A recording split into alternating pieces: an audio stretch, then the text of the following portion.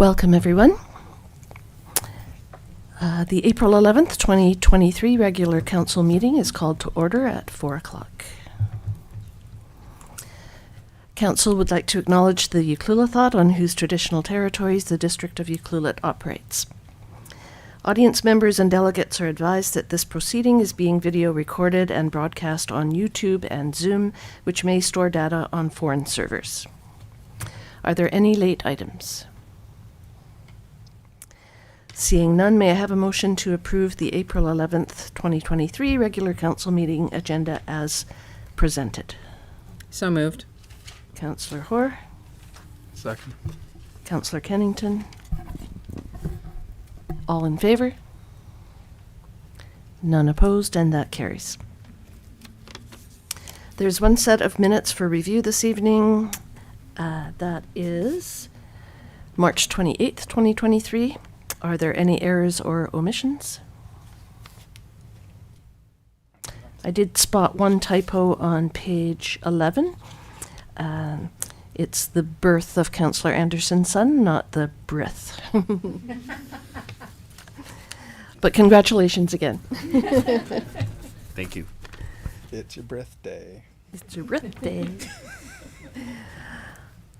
No other errors or omissions. Could I have a motion to adopt the March 28th, 2023 regular council meeting minutes as amended?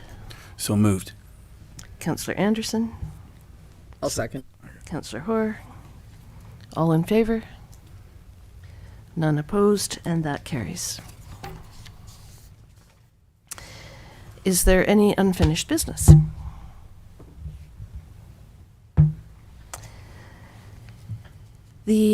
So we're on to item 6, bylaws. The only bylaw item tonight is rezoning application 22-08 on 2108 Peninsula Road. This report will be presented by the planning assistant, Monica Whitney Brown. After the planning assistant presents, the applicant will have the opportunity to address council if he wishes. Ms. Whitney Brown.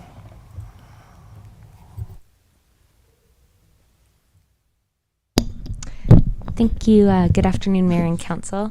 Just wait one moment here. Oh, perfect. So as mentioned, this is a rezoning application for the property at 2108 Peninsula Road. And you'll recognize the property before you as the applicant first sought rezoning by submitting an application in June of 2022. And that was brought to Council as an informational report in December of this past year. So there have been some changes to that initial report, including clarification and amendment of the proposal by the applicant. So given the changes in this proposal, as well as the robust discussion that occurred by Council on this topic in December, staff have deemed it appropriate to return this matter for Council's consideration in its current form. Next slide, please. So the property is located in the CD1 zone, the Eco-Industrial Park. The property's existing permitted uses are shown here on the screen. As you can see, it's zoned to allow the same industrial uses as those in the Forbes Road area, so in the green there on the map, which houses much of Ucluelet's industrial uses. However, the property also has a fish-bearing stream running through it and frontage along Peninsula Road, which is, of course, the main commercial thoroughfare of Ucluelet. So while the subject property backs onto other eco-industrial park properties, the immediate neighboring properties sharing frontage are zoned CS2, service commercial to the south, so the red coloring there on the map, with the the subject property sitting really as an outlier in terms of zoning and uses. You can see that on the snip there, it's the green property. So the CS2 zone properties just adjacent permit a variety of tourist commercial uses, and preliminary conversations with nearby owners indicate that there is likely to be a growth in tourist commercial uses along this stretch as motels, hotels, etc. are permitted. So the subject property has a variety of unique features. They're detailed more in the report, but that's kind of a summary. And it could make it an appropriate location for a spot zone featuring mixed uses, including some light industrial and service industrial uses, residential uses, and a limited tourist commercial use. With such zoning, the subject property could develop as a sort of valuable buffer and transition zone between the neighboring land uses. Next slide, please. So as you see in the agenda before you, staff have drafted a bylaw amendment for the subject property, which would allow revised uses to meet the applicant's needs and perhaps also community priorities on this lot. So you can see there it would be kind of its own spot zone in the upper left corner. The proposed rezoning would remove a number of higher impact industrial uses, which may not really be suitable for this location. And it would increase the potential long-term residential uses on the subject property, adding secondary suite as a permitted use in addition to accessory residential dwelling unit. Next slide, please. So the proposed, the rezoning as proposed would add a unique tourist commercial use, newly defined as tourist accommodation suite. This use is similar to a bed and breakfast use, permitting only one bedroom with a maximum 2-person occupancy, restricting cooking facilities, same as bed and breakfasts. However, a tourist accommodation suite as defined before you would not have the same restrictions on form, could be accessed through an external door as a separate suite. And the use as written, most significantly, would only be permitted in conjunction with a long-term residential use. So this zoning ties the creation of a tourist accommodation suite to the establishment and continued occupation of a long-term secondary suite use on the property. And this guarantees long-term residential use for the community prior to any tourist commercial use is allowed. And so it's kind of a novel zoning mechanism explored in this bylaw amendment, and it would give effect also to policy 3.131E, which is also on the screen in front of you, in the official community plan of Ucluelet. So sort of for the first time. So in summary, the proposed rezoning would remove more intensive industrial uses from this site, permit light industrial or artisan uses, and allow up to 3 long-term residential uses, as well as 1 tourist accommodation suite, which can only operate when the single-family dwelling and secondary suite are both occupied by long-term tenants. So at this time, I'm super happy to answer any questions that council might have, and the applicant is also here and should be given an opportunity to speak. Thank you for your report.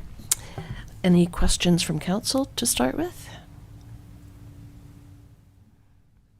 Just a comment through the mayor. I really like what you did with this. I think it's a great solution. It doesn't really set a negative precedent because it is such a unique property. And I think it's an interesting way to address the needs of the client and also the environment, because it is a fish-bearing stream, and I think this is a win-win. So thank you. Any other comments from council? Okay. I agree, this was a fabulous report. I was really excited to read it. I know we had a lot of debate back in December over this particular rezoning, and I had a feeling that the temporary use permit that we offered at the time was not exactly what the applicant was looking for. So I think this is a great solution, and it does secure some long-term residences as well as one short-term. So, yeah, really, really happy to read this report. Would the applicant like to address council? Sure. Okay, please take the microphone. And just your name and address, please. Good afternoon, Mayor and Council, District Staff. My name is Shane Hilder, applicant at 2108 Peninsula Road. So we've reworked the whole proposal to kind of more clearly outline our vision and uses for the property. I think a big issue we're going to have as a community is it's getting harder and harder for people to afford to build a long-term secondary suite. When you look at, 4 and 5 years ago, cost of construction was $160, $180 a square foot.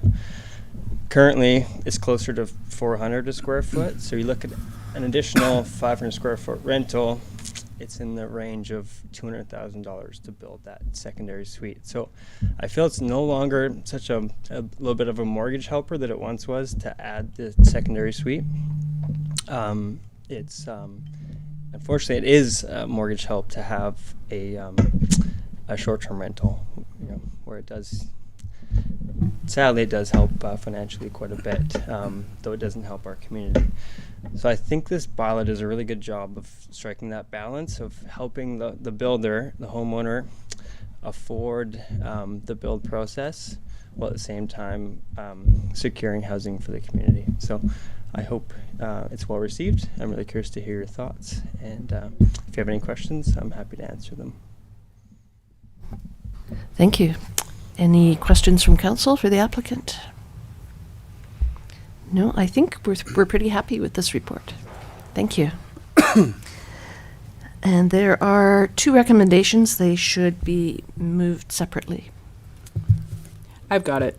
And for the record, Mr. Hilder, I know that I was part of the issue in December, and I like tying the long-term rental to the existence of the short-term. I do think this is a really good solution, and I'm really curious to see how it works, because it is something new, and it is in our OCP, so let's see. I will move that council give first and second reading to District of Ucluelet Zoning Amendment Bylaw number 1327, 2023. Second. Any further discussion? All in favor? None opposed, and that carries.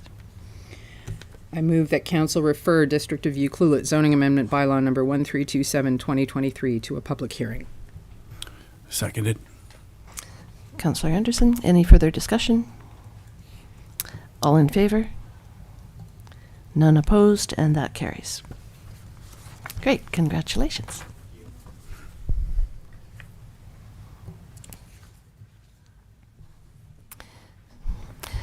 You don't have to stay if you don't want to.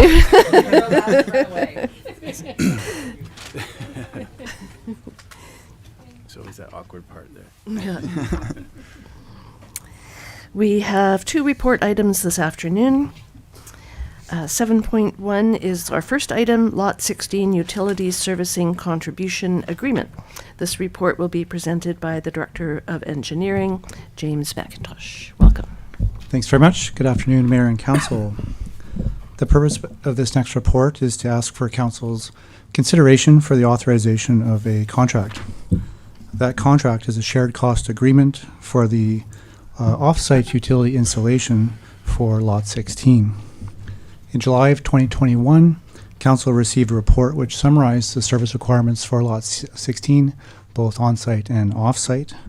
Off-site services are what are important for your consideration in this report today, and at that time it was estimated at about $1 million for off-site services. The municipality agreed at that time to fund portions of the off-site works, and those portions are for what the developer, above what the developer is required to install to service a subdivision. Those additional works are a benefit to the municipality and the lands owned by the district. At that time, the district allocated in its 2023 capital budget $136,000 from the sewer capital reserve for the offsite, for the municipal portions of the offsite works. During the design, the municipality identified additional works that could be completed while the original utilities were being installed. Those included things like district-owned water lines that service properties, as well as some storm infrastructure and some earthworks as well. The majority of that has been since removed because of budget constraints. There remains about $20,000 available for Council's consideration to add into that project budget to replace some of the most critical failed lines while completing the construction. Currently, at the time of this report and today, the work is underway, and it's anticipated to be completed in June. Once done, all the infrastructure becomes the property of the municipality. So there are 2 options in front of Council today for consideration. The first option is to improve the base contract of $136,000 plus an additional $20,000. As I mentioned, the $136,000 has been allocated in the current budget from the Sewer Capital Reserve, and an additional $20,000 will be funded through the British Columbia Growing Communities Fund. Another option for Council's consideration is just to improve the base contract at $136,000. If approved today, the mayor and corporate officer would authorize that contract. And as mentioned, the work is underway. The next steps would be to complete the project, the district to inspect the works, accept them, and then take full ownership of them. So I think with that, I'll leave it with you, and I'm here to answer any questions. Thank you, Mr. McIntosh. Any questions from council? Councillor Hoare? Not a question, more a comment. It came up at our strategic planning that when we are fixing things, not to put a Band-Aid on it, but to actually fix it. So I have to say that personally, I'm fully behind the extra $20,000 to fix those water lines. I know there's some issues along Victoria Road with some of the lines. Thank you for that comment. Anyone else?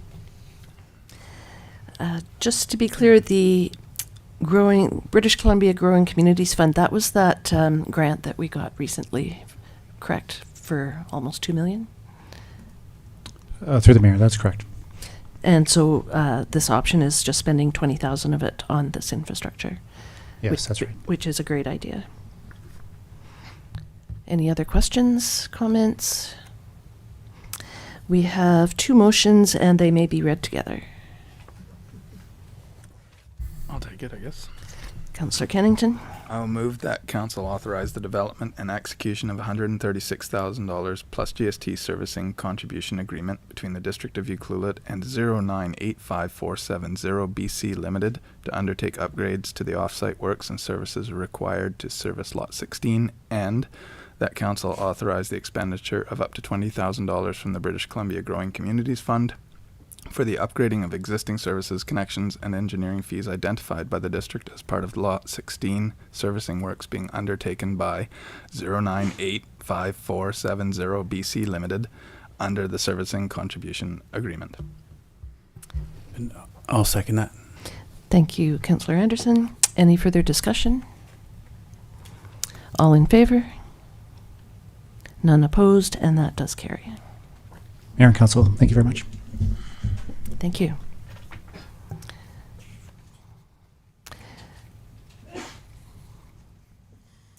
The next report is item 7.2, Memorandum of Understanding for Facility Use of USS and UES, which is Ucluelet Secondary School and Ucluelet Elementary School. This report will be presented by the Director of Parks and Recreation, Abby Fortune. Welcome, Ms. Fortune. Thank you. Good afternoon, Mayor and Council. Before you have a recommendation as stated to execute a memorandum of understanding for facility use at Ucluelet Secondary School and Ucluelet Elementary School as presented in Appendix A. Just some quick background. The Recreation Department has traditionally used both facilities to provide programming for the community. And this is all previously done with a handshake agreement. With the completion of the new high school and the upgrade of the elementary school, the School District 70 has requested a formal memorandum of understanding. This new arrangement will formally allow the Recreation Department to access the school to offer programming, primarily in the gymnasium facilities. The Recreation Department, through this MOU, will also be providing booking services for use of the USS Gymnasium by community groups during non-instructional hours, with which we will share the fees with SD70 50/50. I worked, as well as Mr. Lawrence worked with the representative from School District 70 to create the document, ensuring that both entities, the needs are met. And finally, the School District 70 Board, try that again, has reviewed and approved the MOU, which is now being presented to Council. Are there any questions? Questions from council? I did have one. Under weekend use or at other times without on-site custodial will require the user group to be overseen by either a called-out SD70 custodian, minimum 4-hour call-out if one is available, or a District of Ucluelet staff member if one is not. That's going to hamper weekend use, I'm guessing. That is the weekend use is for things like tournaments, for example, and with which, if it's the user groups, they'll be paying for that. They'll be paying for the janitorial, the custodial staff, as well as the hourly rate for the facility. If it's our group, we will not be paying the hourly rate, but if a custodial is required, we will be paying that rate. So it can be limiting, yes, you are correct. Okay, and in the past, that was not the case, that because it was a handshake deal, people just had keys and just used the facilities as they wished. To a point, yes. Okay, well, this is certainly tightening things up. Definitely. Any other questions, comments from Councillor? No. Okay. There is a recommendation. I think Councillor Anderson. All right. I will move that council direct staff to execute the memorandum of understanding for facility use of Ucluelet Secondary School and Ucluelet Elementary School between the District of Ucluelet and School District number 70 Pacific Rim as presented in Appendix A of report number 23-51. I'll Do I- second. Seconded by Councillor Hoare. Any further discussion? All in favor? None opposed, and that carries. Thank you very much.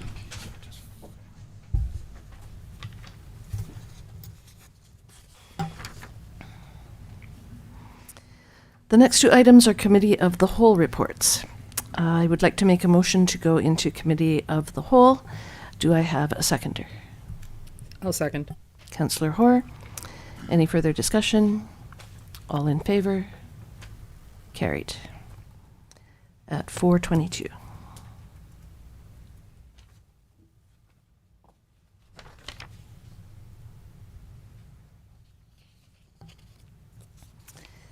The first Committee of the Whole report is item 8.1, Council Strategic Plan. This report will be presented by our CAO, Mr. Lawrence. Pardon me, I had my set up for the other more interesting report, or just as interesting report. Sorry, I have the wrong one open. Bear with me for 1 second. Strategic plan. Thank you, Mayor and Council. So before Council is the result of a previous workshop that was held and led by Dr. Gordon McIntosh for Council's strategic planning. The strategic plan is the document staff generally use to provide guidance when moving initiatives forward and actioning high priority items of Council, and is the tool that Council provides to staff as to identify what those high priority items are. There are several components to it, and the discussion today is to clarify and get additional direction from Council to make sure that what Dr. McIntosh saw within and heard within that conversation over those 2 days is reflected within his report, her strategic directions report. I've broken this up into a couple of different sections here just to try to ease the discussion. There is the strategic directions with 8 strategic topics, and then the immediate action items and next action items, and then the follow-up ones, as well as a dashboard. During that strategic planning session, Council may recall that the discussion was around its very action-based system that Dr. McIntosh uses to try to drill down to specific points to move forward, and then a reporting system back to Council to make sure that Council and the community see the movement within those actionable items. So what I would like to do today is just sort of go through those areas, confirm that they reflect the intent of Council, find out if there's any edits, changes, modifications, complete do-overs of any components within the strategic directions report provided by Mr. McIntosh, and have a good discussion about whether or not the priorities that were discussed during that 2-day session after being with council for a while, still reflect what council's intent and priorities are. So this is a draft. So this is the opportunity to rejig, change direction, tell staff where you want to go, so that I can make the edits to this strategic directions report, and then solidify that in a follow-up report for council, and then council will see this moving forward on an ongoing basis, and staff will be focusing beside the operational and project portions of their work days, will be focusing on these key priorities as identified by council. So the first part of this is the sort of 8 strategic topics that were discussed.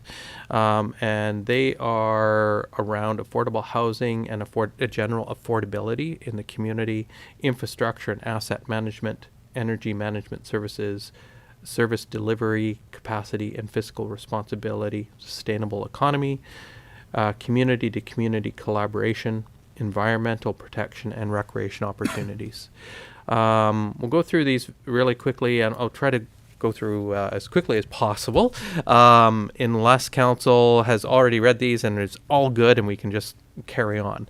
But it's probably good to review them one at a time. All right, so under affordable housing and affordability, the general consensus was, after that lengthy discussion, it was a high priority topic that took up a lot of the discussion, that we got maintain the livability of the community through the creation of diverse housing options and ensure we meet the future needs of our existing and future residents while managing the impacts of increased tourism development. Hit the mark, didn't hit the mark, way off. Need to hear from council. This is a less formal sort of meeting than a council meeting, so feel free to pipe up if you have anything to say. Sure. No, that it's. I mean, that sounds good to me. It's just it's interesting to see this come back, because last time I saw this, it was all over the walls when we did it. It's been formalized, so it's a lot easier to read like that. But I was just noticing for immediate action when it says, and this is just me, not number 3, where it says vacant properties and in brackets affordable housing. So when you say vacant property, and then I noticed in the direction PDF, that does that mean properties that are owned by the district? Or like when you say vacant properties with affordable housing in that context, I don't remember. It's my recollection that during that discussion, we were talking about infill, right? So that would be looking at opportunities to encourage private landowners of vacant properties within the developed portion of the community, encouraging them to build on those properties. Infill is the most economical and most beneficial type of fill that you can do, or new development, in comparison to, say, developments that are outside of the main area of Ucluelet, because they're already serviced, they have water, they have sewer, they have storm, there's electrical, everything's there. So at a vacant lot, for property tax purposes, we don't get as much as a developed property, as well as the utilities. We don't get any utilities fees off of that because they're not connected. So when you build a new house, if it's on a unserviced, undeveloped portion of the community, there's new infrastructure that goes in. If you develop a property that already has servicing, that's already paid for and built, the community benefits more from that infill. So that's what that's talking about. Right. So not specific to the municipal owned land. Right. Okay. Thank you. So further to that, what steps would be taken to encourage that, just off the top of your head? Ooh. No pressure. Should get Bruce in this one. There is different taxation schemes that you can do. You can create you can create opportunities through bylaws to motivate people to build, incentivize the infill development. Oh, geez. I think those are the two that come to mind right off the top. But we'd have to do our research and figure out what that might look like if council wants to consider it, because there is impacts on that as well, right? So individuals obviously have invested and owned those properties. They could be nest eggs for future, and they might not want to sell them or have to develop them. So there are definitely pros and cons with actioning something like that, but it's an area where, as in accordance with the discussion that we have, that vacant lots and infill was something that that council wanted us to explore, as to see if we can create more housing opportunities within the developable areas and serviced areas of the community. So that could be something like a letter outlining options when we send out their property taxes, something like that. Possible, yes. Yeah. Okay, it's just an interesting idea. I just wasn't sure what the steps were. Anything else on affordable housing and affordability? I have a comment or a question related to permit-ready plans, and as a designer myself, I wonder about how that affects someone like myself or other designers in town if they are suddenly in competition with the district providing permit-ready plans that fast track, these plans, and what does that mean? Because at the end of the day, a permit-ready plan doesn't take into account any of the site locating. I'd just like some confirmation on what that actually is, and if there's any precedent for the district competing with local businesses for, whether it's groceries or entertainment, or in this case, architecture. I'm going to look over at our Director of Planning, Mr. Gregg. I think he might have a better comment on that one for you. Through the mayor, I think the discussion was really specifically around accessory dwelling units, that it was really limited to the little cottage. Some communities have, I think City of Nelson is an example where they went down this road and they started with a design competition so that all kinds of designers, I think they had dozens and dozens of them, and they set up a jury, including some of the council members and whatnot, to see, okay, within our zoning, if we're allowing an accessory dwelling unit, a cabin, a cottage dwelling, they're limited in size, get creative, what could they look like in our town, and then sort of pulled finalists, paid them to develop their designs to sets of essentially licensed plans, so that they then also went through building permit review. So the idea was to make it easier if somebody wanted to build one of those plans. It was basically go into the municipal hall, pay for your building permit, and pay for the plans at the same time, and then royalty goes back to the designer. So it was a open competition that resulted in those designs. It didn't say you'd have to use those, but it was seen as maybe this is a way of making it, quicker, a fast track for someone who's wanting to just build a little cottage. And some of the thought was, well, okay, they're limited in size, so if we have a few variations, that might solve many of the cases. You would still need a site plan, absolutely. It wouldn't fit for every site necessarily, so I imagine there would still be some others.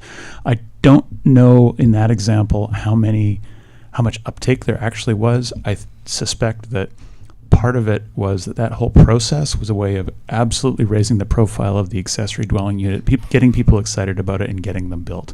And what percentage actually used the permit-ready plans or went off and designed their own, we'd have to do some research and find out. There are other cities and towns who've done sort of similar things, particularly where it's fairly small, constrained infill type location. So that was sort of the idea that's been kicked around, is to explore that. If it were something like a small cottage and a small footprint, what are some options? And again, it may be the sort of thing where the process might help as much as the actual plans, and just getting people thinking and talking about, okay, what's the opportunity here? Because it is a new thing in our zoning. In response to that, it might make more sense and be more equitable if any ADU was fast-tracked, as opposed to, because actually checking a permit ready plan is basically the building inspector inspecting the details of those plans. It doesn't take that long, so a lot of it is in the zoning and the site planning aspect of it. So I just my concern is that it's a very small town. There is not a lot of work, and so if the district starts assuming the role, it's potentially life-changing for certain people. So I just wanted to put that out there. I think that with respect to the strategic plan is we're not solidifying any one direction or one project at this point in time. So all of these will be are basically in concept stage, if you will. So any directions that come out of it, so when we're dealing with affordable housing as a strategic priority of council, we'll be bringing back with respect to, if we go down to the vacant property affordable housing, it's a blanket coverage of we need to focus this as a high priority area, and the direction is from council to come back with opportunities for council's consideration, weighing all the pros and cons and impacts of any potential future decisions, and then council would give very specific direction as to where we should be going with respect to affordable housing. So it's very broad at this stage in the game. So if something like that were to be brought back to council, then those items would be duly considered and presented in the report for council's consideration. Yeah, sorry, not to sound protectionist. I think the point being that if we've identified that the permitting process is taking too long and that's a stumbling block to producing ADUs in town, maybe we need to look at the policy of how we're approving those rather than selling plans to people. Yes, I think, and the permitting process, there's some aspects that what we were really focusing on, at least on the staff side, was how to expedite that process. So there's some new changes to the Community Charter and Local Government Act with respect to delegation of authorities and approvals, like the QEP reports could be delegated back to staff if it's just a quick approval process, so that we can streamline that process. And also one option that we've discussed as staff is the prioritization, right? What do we want to prioritize? So do we want, ADUs, multifamily housing at the top of the list, and then single family homes, and then secondary, short-term rental suites are at the bottom of the list. And we can prioritize based on the type of housing being developed. So if somebody comes in and went, hey, I want to build 3, short-term rental suites. Sorry, it's going to take a while for us to get there. But we have to move it along. But if you come to council and say, I want to build a 6-plex or a 4-plex, or I want to do a rental building or something like that, then you automatically move towards the front of the pack. So that's when we're talking about prioritizing a building permits. That's where our discussions have been focused at this point in time. Thank you. Mr. Gregg? I was just going to note, and forgive me, this is a committee of the whole, so I'm just going to throw out my interpretation of this, if I may. And forgive me if I'm reading this wrong, but on page 56, the strategic priorities chart is kind of the distilled version of what Dr. McIntosh kind of brought together. And I think the permit ready plans was part of the strategic possibilities, but isn't actually in that draft of the strategic priorities chart either. That there are other housing items in there, but that was definitely on kind of the long list, but doesn't seem to be on the short list. But great discussion. Thank you. Anything further from council on affordable housing and affordability? Ms. McCullough, is Councillor Mafty online? Do you know? Councillor Mafty is not online at this time. Okay, thank you. I just didn't want to miss him if he had some comments. Right. So if that statement around affordable housing and affordability rings true for council, we can move on to the next one, which is infrastructure and asset management. So this one surrounds adequately fund, service, and maintain existing infrastructure while investing in high quality, resilient infrastructure that supports future needs of the community. This is really focused around that discussion about our asset managements, our underground infrastructure, roads, trails, do it right, do it once, do it well. And then make sure that we have the funding in place moving forward. As council is aware, and I keep on mentioning, we have a substantial asset deficit.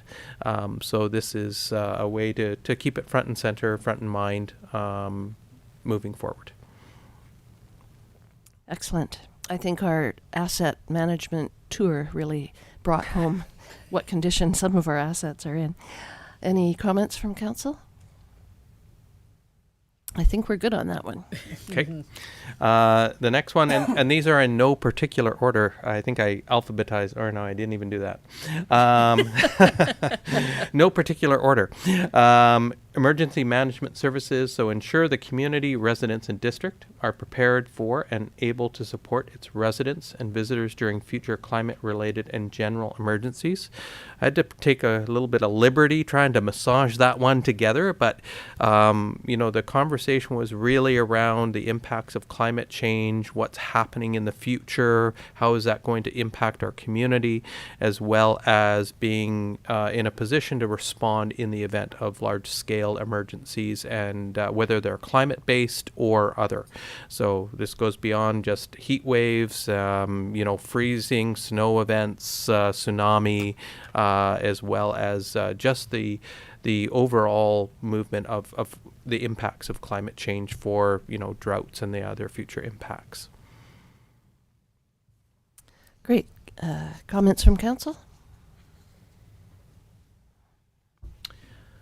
Yeah. Right. No, looks like you hit that one on the head too. Okay, so the next one is service delivery capacity and fiscal responsibility. So provide the right level of service that balances the needs of residents and tourism while working towards balancing the cost of those services between residents and visitors.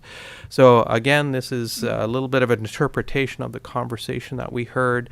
A lot of balance in there, but making sure that we're being fiscally responsible, using tax dollars to really focus on residential needs, using the locked-in tourism dollars for what they're intended to, but making sure that we're really taking a focused approach on it and using those dollars wisely, and funding both those opportunities with a higher focus on long-term residential needs.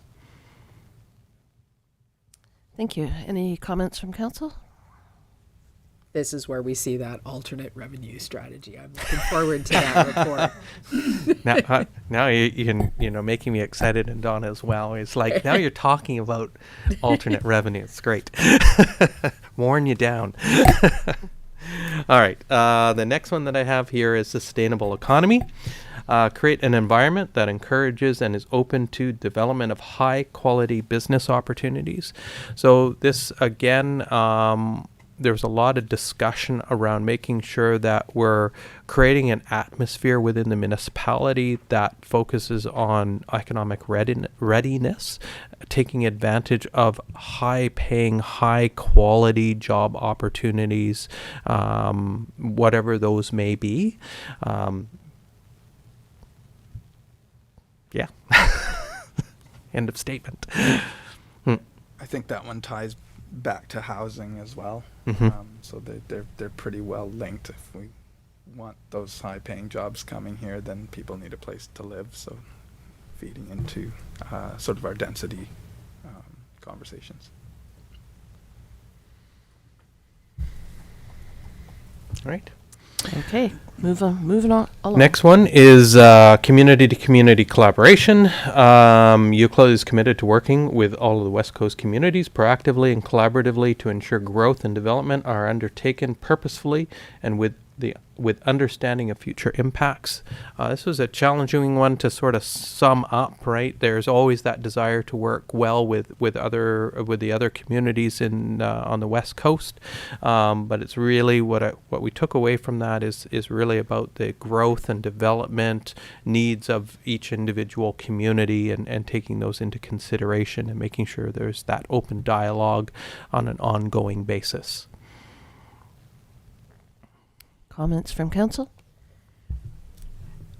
I think this one's pretty important, that regional growth plan. It's like knowing what the plan is in Long Beach Area C or whatever, so that we have the infrastructure to deal with the water needs or the sewer needs or all of those things. It's, if you're not working with your neighbors, then it's a bad scene. That's exactly it, and one of those key points is we have that very significant water treatment project that's coming up, making sure that it's right sized, that it's going to address the long-term needs of not just Ucluelet, but our neighbors in Hitatsu as well as Area C. It's very easy to design that just for Ucluelet and then realize that, all that growth that's surrounded by us, and we're the purveyor of water for those communities. And we need to make sure that it's expandable, it's right-sized for the future needs and development of that. And then there's the cost-sharing agreements and funding of that is appropriate for the support of those developments as well. Okay. Thank you. Last two are environmental protection. So understanding and investing in the future of our natural assets and protecting the lands and waters that surround Ucluelet are essential to the well-being of the community. So this is really about, environmental, being aware of what's around us, what the natural assets are, when we're considering development, growth, and people impact, whether it's visitors or locals, that we're keeping that in mind as we move forward with future growth and demands of both visitors and residents. And then the last one, recreational opportunities. So invest in the development and maintenance of our natural recreation amenities and indoor and outdoor venues to provide quality and diverse recreation opportunities. So there was a lot of discussion at this session about making sure that we include our natural assets as part of our recreational infrastructure, invest in the existing infrastructure that we have, renew it, making sure that we're building the right type of recreation opportunities, servicing all of the community needs and all the different ages. So that's the last area. And I think we had a long discussion about tying recreation opportunities in with a healthy community as well. Part and parcel of it, yes, correct. Exactly. Any other comments from council? Oh, through the mayor. So that ties into sorry, which one was it? Was the Parks and Rec master plan update? Mm-hmm. That's correct. Sort of, that's what we're talking about there, right? Yeah. Well, that's one aspect of it. So the Parks and Recreation master plan update would be an actionable item in support of that.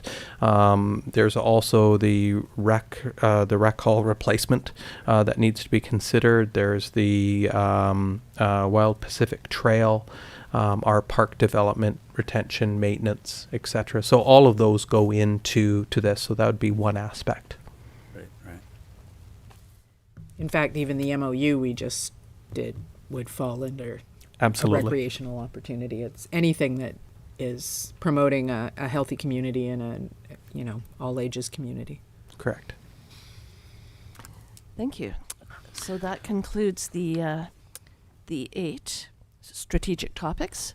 Yeah. So those 8 topics were the high level areas where council kind of focused, and then from there the task was to identify sort of the top 5 actionable items, which is next within the staff report.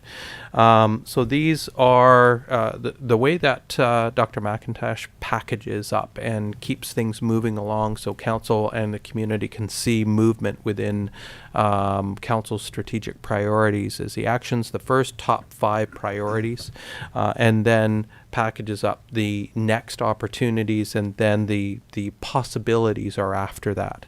So what's presented next within this and represented on the dashboard within the report is the 5 for immediate action items.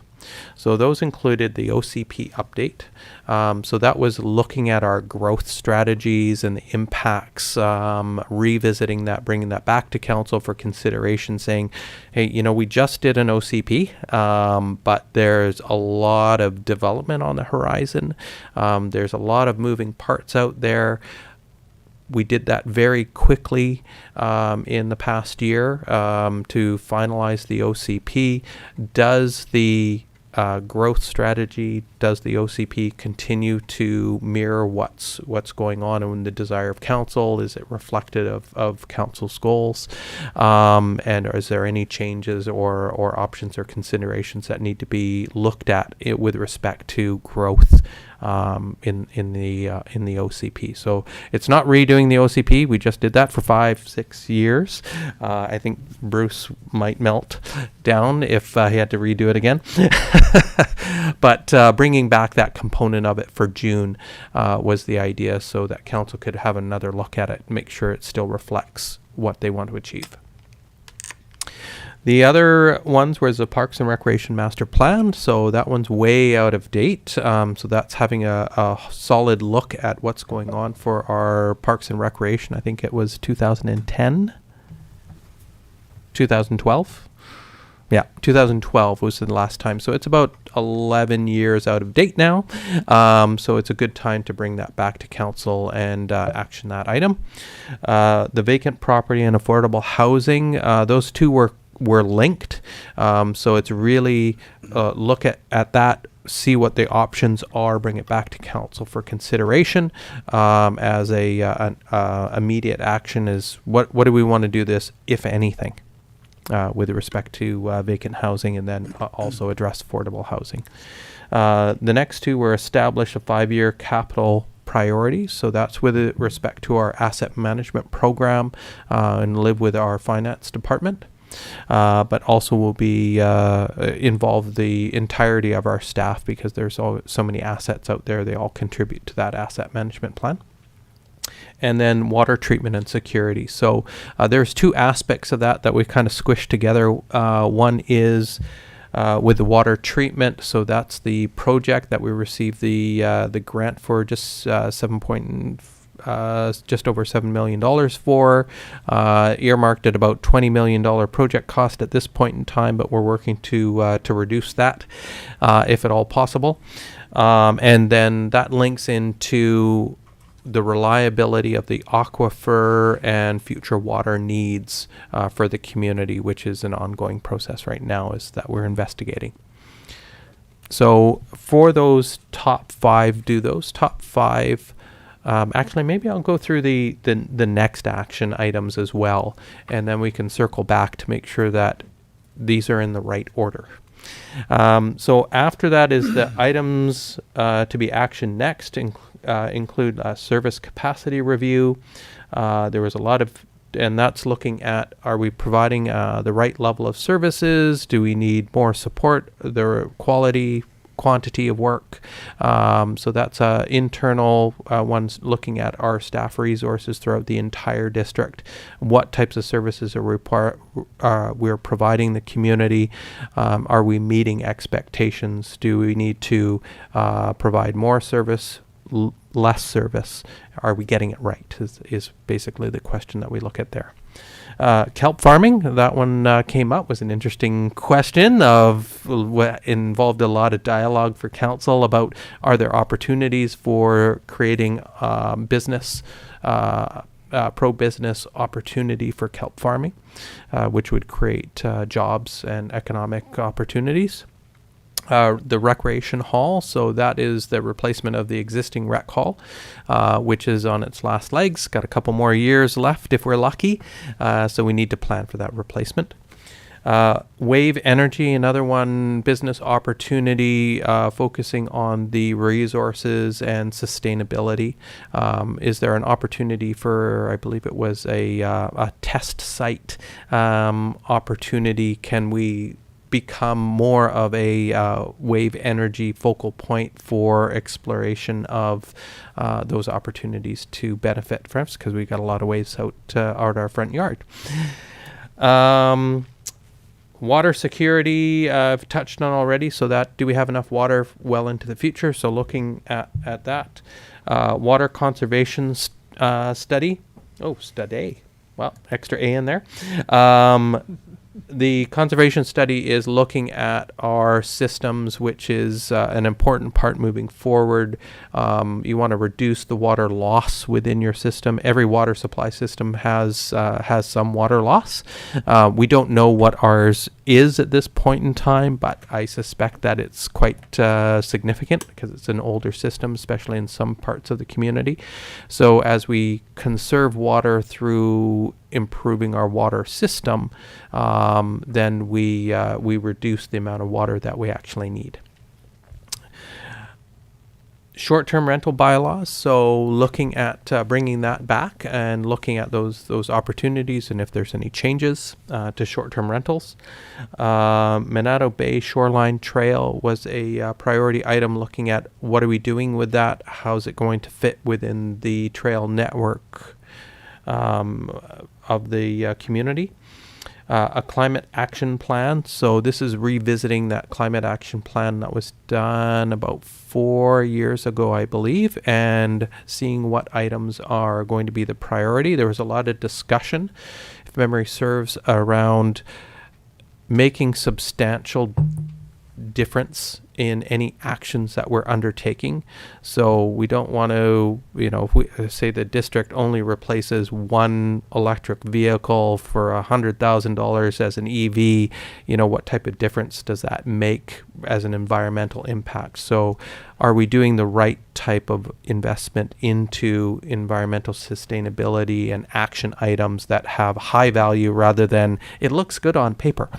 So really focusing on the right type of moves to get the best bang for your buck type thing.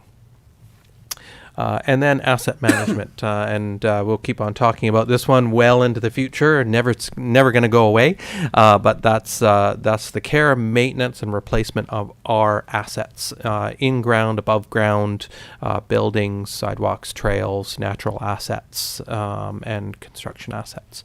So out of all of those items, those were the highest prioritized items that council discussed and brought forward in that discussion, that 2-day discussion. The question for council are they correct? Is there anything on that list that doesn't belong there? Are there other items that belong on that list? For the top 5 items, the OCP review, Parks and Rec master plan, vacant property and affordable housing, establishment of the 5-year capital priorities, and water treatment. Are they reflective of your top 5 priorities, or are they out of order? How's it look? Let's go one by one. Councillor Hoare. Reverse the order. No.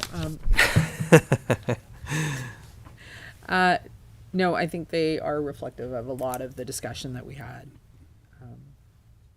And I quite like the whole actionable item, the now, next, later idea.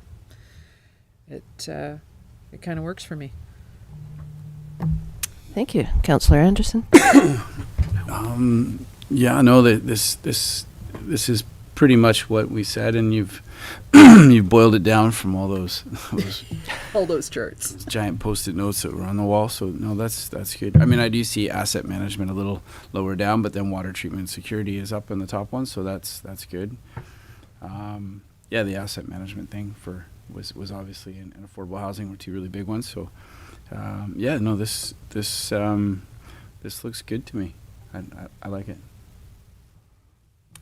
Thank you. Councillor Kennington. I also agree. I agree as well. For those top 5 immediate action items, I don't think they're in any particular order, but they don't really need to be because they're different departments, and yeah. So I think you've done a good job of summarizing this for us. Thank you. Okay, thank you very much.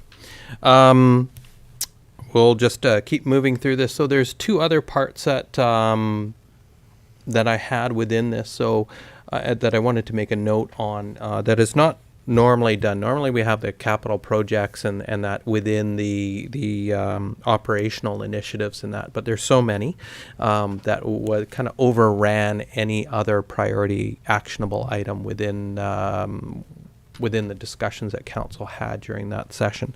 So what we've done is separated out and created 2 new or 2 additional, I should say, zones or areas for reporting for council on that dashboard. One is the major development projects and the other is the major capital works. So if council reviews the strategic priorities chart, it's that dashboard that's in that package. Down at the bottom we have capital works, which is meant to keep the items identified that are currently on the books that we're working towards in front of council, so you get updates on completion and regular reporting on it and keep them in the line of sight. Those currently have like the Village Green project, which is due to be completed in June, maybe a little bit earlier if we're lucky. Victoria Lift Station bypass, the Amphitrite House water treatment, Mercantile Creek water line, so that's the one going over to Hitatsu, Peninsula Road storm system, and Peninsula Road redevelopment. That's the transportation corridor, so the infrastructure on top. Under the major development projects, these are really outside of the hands of staff and council for that matter. They are led by private developers, but with housing being such a high priority item for our community, we thought it would be beneficial to keep these on the radar at the very bottom of the dashboard, just to keep them in the back of your mind that they're happening. But a lot of the work is, or 90% of the work is with the private developers. So we have lot 16 just across the street. We have lot 13, which is the affordable housing, Minato Bay, and then the Warehouser developments that are happening up Marine Drive.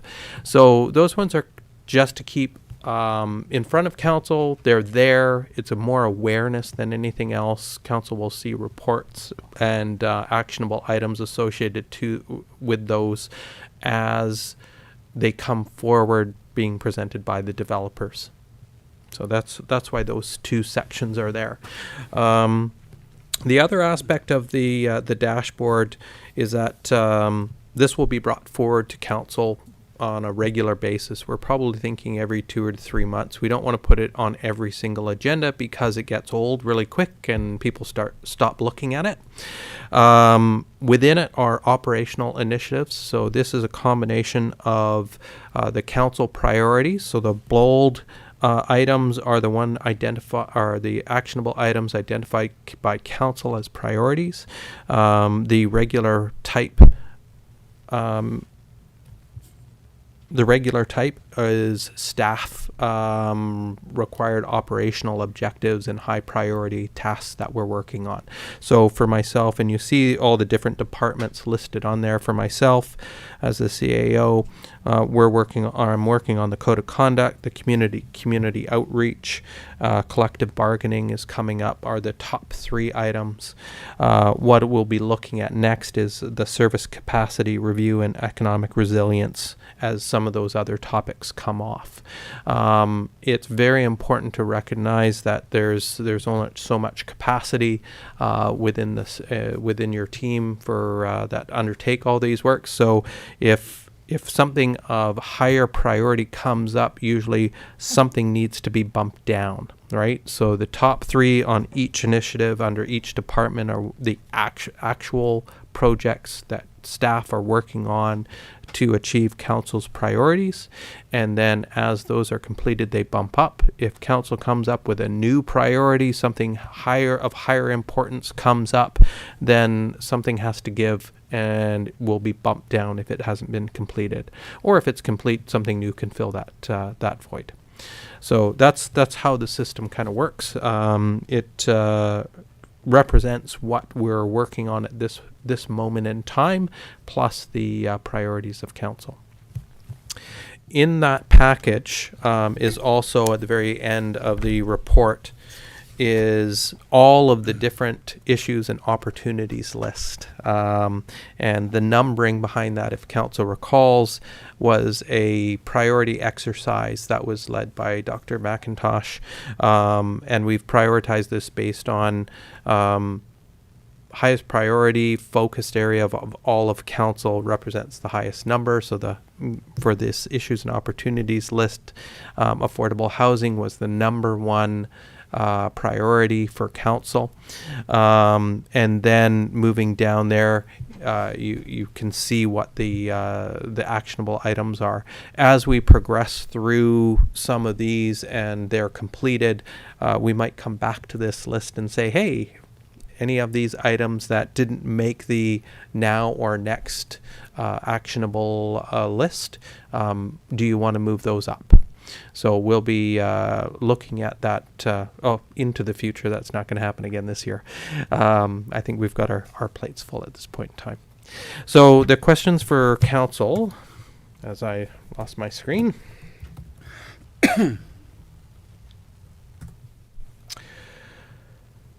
So key questions here. So I think we've answered most of these already. So the strategic topics descriptions we went through, the priority actions and next priority actions, I believe reflected what council was after, and no additional changes. Is that correct? The council priorities and operational initiatives, that's what we're focused on. Is there anything within that dashboard that you see under operational that you feel just doesn't belong there or should be rethought or reprioritized? Just a couple typos. That's why it's in draft.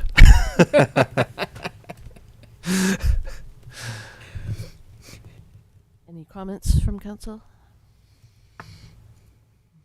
All right. And then I'm assuming that under the issues and opportunities list, we'll revisit that as we move forward, and the existing actionable items and operational initiatives are completed. We'll come back to that. So there's nothing on that issues or opportunities list that it needs to be brought forward for discussion or consideration as an actionable item. I think silence is golden. Okay. Then the last question for council is Dr. McIntosh suggests that council give consideration to council support recommendations 1 through 4 as presented within the strategic directions. Those are that council and management review and modify the strategic directions matrix and the strategic priorities as working documents. So that what that means is that these will change. Right? If anything at any time no longer reflects council's priorities, if it's actionable items within the operational strategies are moving up and there's a misalignment with the priorities of council, then council just advises staff and we revise that. So this is an ongoing working document that we'll be using. The second part is that the CAO ensure that staff work plans align with the strategic directions matrix and the strategic priorities chart. So this is part of that alignment process, making sure that our operational priorities align with the strategic priorities of council, so we're all working in the same direction, and we're not branching off into to unknown territory or just counterproductive actions. The third part is that council requests the CAO to update the strategic directions matrix and strategic priorities chart with staff prior to the quarterly council reviews and schedule an annual review. So this is to making sure, and these are those check-ins. So the question for council is, every 3 months enough time? Is it too far in the future to revisit this? Do you want to see it every month, every 2 months, every 6 months? What's the desire of council? I think quarterly is fine. It's a quarterly, yeah.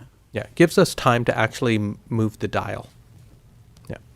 And the last bit is that council requests the CAO to schedule an annual review of the strategic directions matrix and priorities chart. So this is a dedicated time, probably during a committee of the whole, where we'll specifically sit down, usually at this time of year, and say, does this still reflect it? We go into a deeper dive rather than a cursory review on an information report and say, are we still on the right track? Has anything changed with the priorities, strategic directions of council? Has something new happened that we need to go, take a sudden left to address some new issue or new identified priority? So it's that annual review process. That sounds excellent. Okay. Does council, I don't need a specific resolution from council. There was one other question. Did council or would council like us to pretty this up?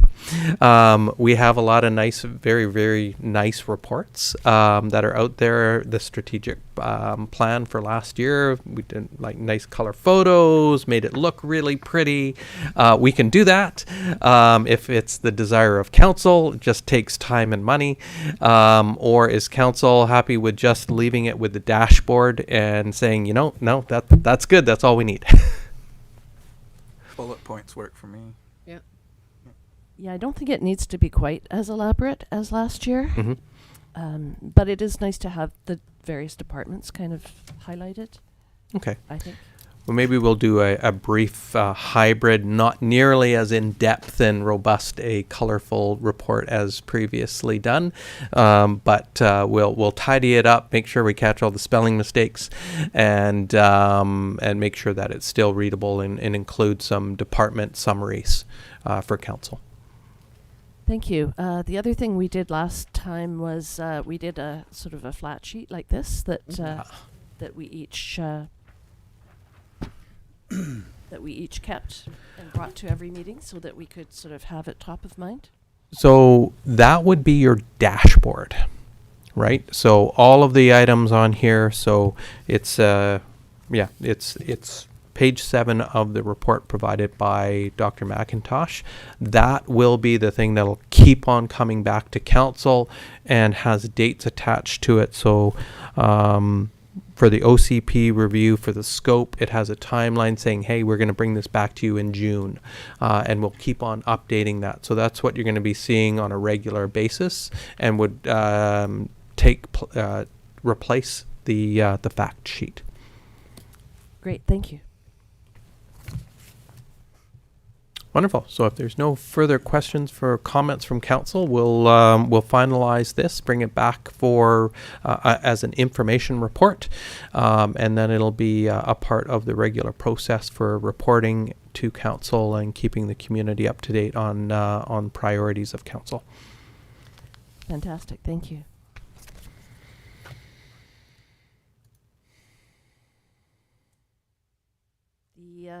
The second item, 8.2, responsible conduct policy. This report will also be presented by Mr. Lawrence. Thank you, Mayor and Council.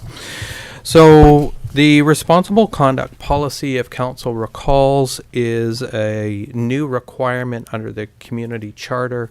Every new council must consider the creation and adoption of a responsible conduct policy within the first 6 months of their term and determine whether or not they would like a responsible conduct policy. And if they do not, then advise, provide a statement to the community as to why a responsible conduct policy has been deferred to a year before the next council, a year before the next election term. Council provided direction to staff to draft a policy about a month and a half ago, and the report to council right now is the draft of that responsible conduct policy. In the development of this policy, we looked at very similar communities. Every community in BC is required to have one of these. So there's been a lot of work done over the course of the last few years, and what we've done is take the best parts, or what we felt were the best parts of most of those policies, pulled them all together for council's consideration. What I would like to do is just go through this with council, determine if there's anything that is out of line with council's intent. If there's any questions, I can answer them, provide, and I just need direction as to whether or not this is reflective of council's intent. If it's out of line, if it mirrors what your thoughts are and what you've seen and talked about at the LGLA conference, and just get general feedback at this point in time. It's very important to remember that this is council's policy. This is for all councils to use moving forward, and UCLO's been really good that they've never needed a policy like this, and it's good to think about this in light of if things were to go awry in future years or future councils. Not having a policy in place makes it really difficult to get one when you need it. So you design these policies to have it, to never use it, but you have it in case you do need it. So a couple of things about the development of this policy is that the foundational principles for the respectful conduct policy are determined by the principles for codes of conduct regulation and include integrity, accountability, respect, leadership, and collaboration, so as they're mandated by the province. The RCP is seen as the most effective tool to maintain and elevate the public's trust and to show council's commitment to fair, transparent, and accountable processes. So this is all about interactions between councillors at the council table, council and staff relations, and then detailing more specifically about bias, making sure fair process, etc. So the policy is only applicable to the provisions listed under Part 3 of the policy and should only be considered in this context. So it doesn't have any other reach. It's only within those items listed under Part 3. There is no intent for the policy to extend beyond the provisions listed under Part 3, which we'll go through, which generally include how a member is to interact with other members, staff, and employees. Confirmation of communication protocols and roles, conduct during meetings, social media, conflicts of interest, and bias. So that's where the focus areas of the policy lie. Complaints with respect to the policy may only be brought forward from a fellow council member, committee member, staff, and employee, and are limited to the scope of the policy. So the public has no use of this policy. Right, so there's no complaint from a third party or outside group or individual. They wouldn't be considered under this policy. It's only this small group that this is relevant towards. So any other complaint or action against the district council would be outside the scope of the policy. The district and the district's indemnity bylaw provides the protections required to both council and the district staff to carry out their regular duties and responsibilities related to the regular decision-making process and general responsibilities of council and district staff. So that indemnity bylaw is the one that provides all the protections for council related to your regular duties and responsibilities as a council member, and working for the municipality. So this is, again, only with respect to those sort of Part 3 components of the policy. So what I would like to do, if it's okay with Mayor and Council, is that we would go through the different parts of the policy one by one, and you can advise as to what you would like, if there's any changes, adjustments, deletions, additions, if it's reflective of your intent, or missed the mark and to go back to the beginning. So I didn't make a note on Part 1. That was just the definitions and purpose of the policy. So I'm going to jump right into to Part 2, the standards and values of the policy. So this is based off of the principles of codes. Pardon me.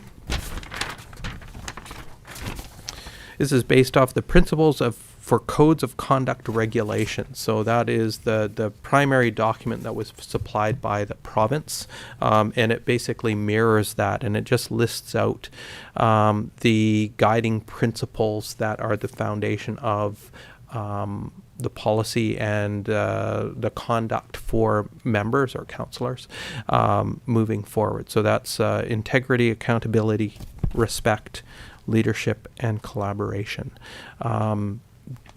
Do you want me to go through these individually, or does council have any general comments on that one? We can spend as much or as little time on it as you so choose.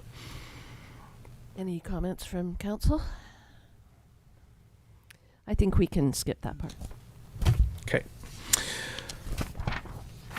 So that moves us right on to Part 3, which is the conduct of elected officials. So this one I think we should spend a little bit of time on, make sure it's reflective of council's intent, that council is comfortable with it. So the first part is 3.1 is general conduct. So did council want me to read through these, or how would you like to proceed, Mayor McEwen? Rather than read through it, maybe just summarize? Sure. So the general conduct 3.1 just outlines the general what a council member should not do. And it really culminates around, don't do anything outside the policy. It's mainly around ensuring that abiding by the basics of bullying and harassment, don't do it. And the Human Rights Code, Freedom of Information and Protection and Privacy Act. They're pretty basic principles. It outlines that members would treat each other with respect and dignity. Council members would not breach their oath of office or abuse their office. So that's the really nuts and bolts of that first point of general conduct. The 3.2 is the interactions with staff, volunteers, and committee members. Now, this gets into a little bit more detail with respect to how council and staff and employees would interact. So members would be directing their inquiries to the CAO or a department head if appropriate, but never asking an employee to do something specifically. So it wouldn't be going up to a staff member from Public Works and saying, hey, my front lawn has a lot of leaves on it. Can you come over and rake them for me? It's that would, or a request saying there's a ditch in front of my house or along this section of road that is flooding all the time. It's bothering me a lot. I would like you to come down and excavate that ditch and make sure the water is flowing more effectively in that spot. Employees have a very difficult time saying no to an elected official, and that can have repercussions on work plans and how the flow of work or other priority areas. So it really can make things difficult when elected officials are asking individual members of the employees to do things. So that's where that one's about.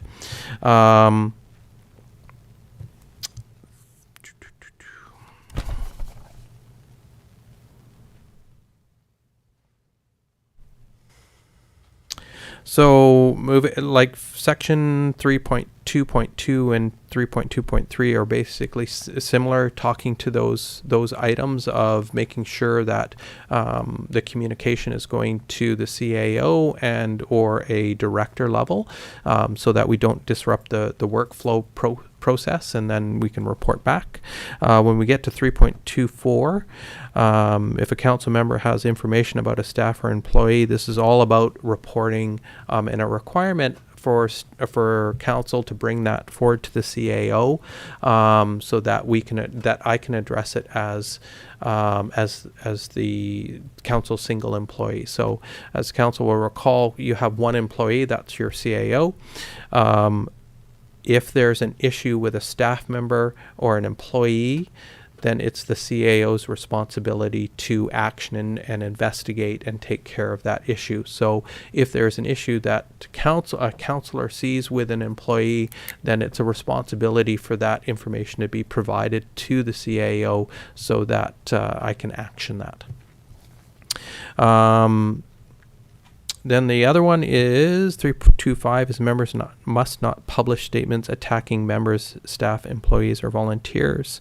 And 2.6 is information obtained by any council member which is likely to be used in a council or political debate must be provided to all council members.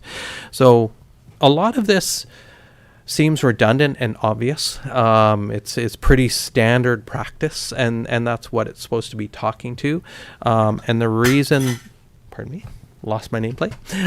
The reason that this is becoming forward to council, and I would just put this forward, is that the province has mandated that we look at this because unfortunately in some communities this isn't taken for granted. Like, it is taken for granted and things have gone sideways.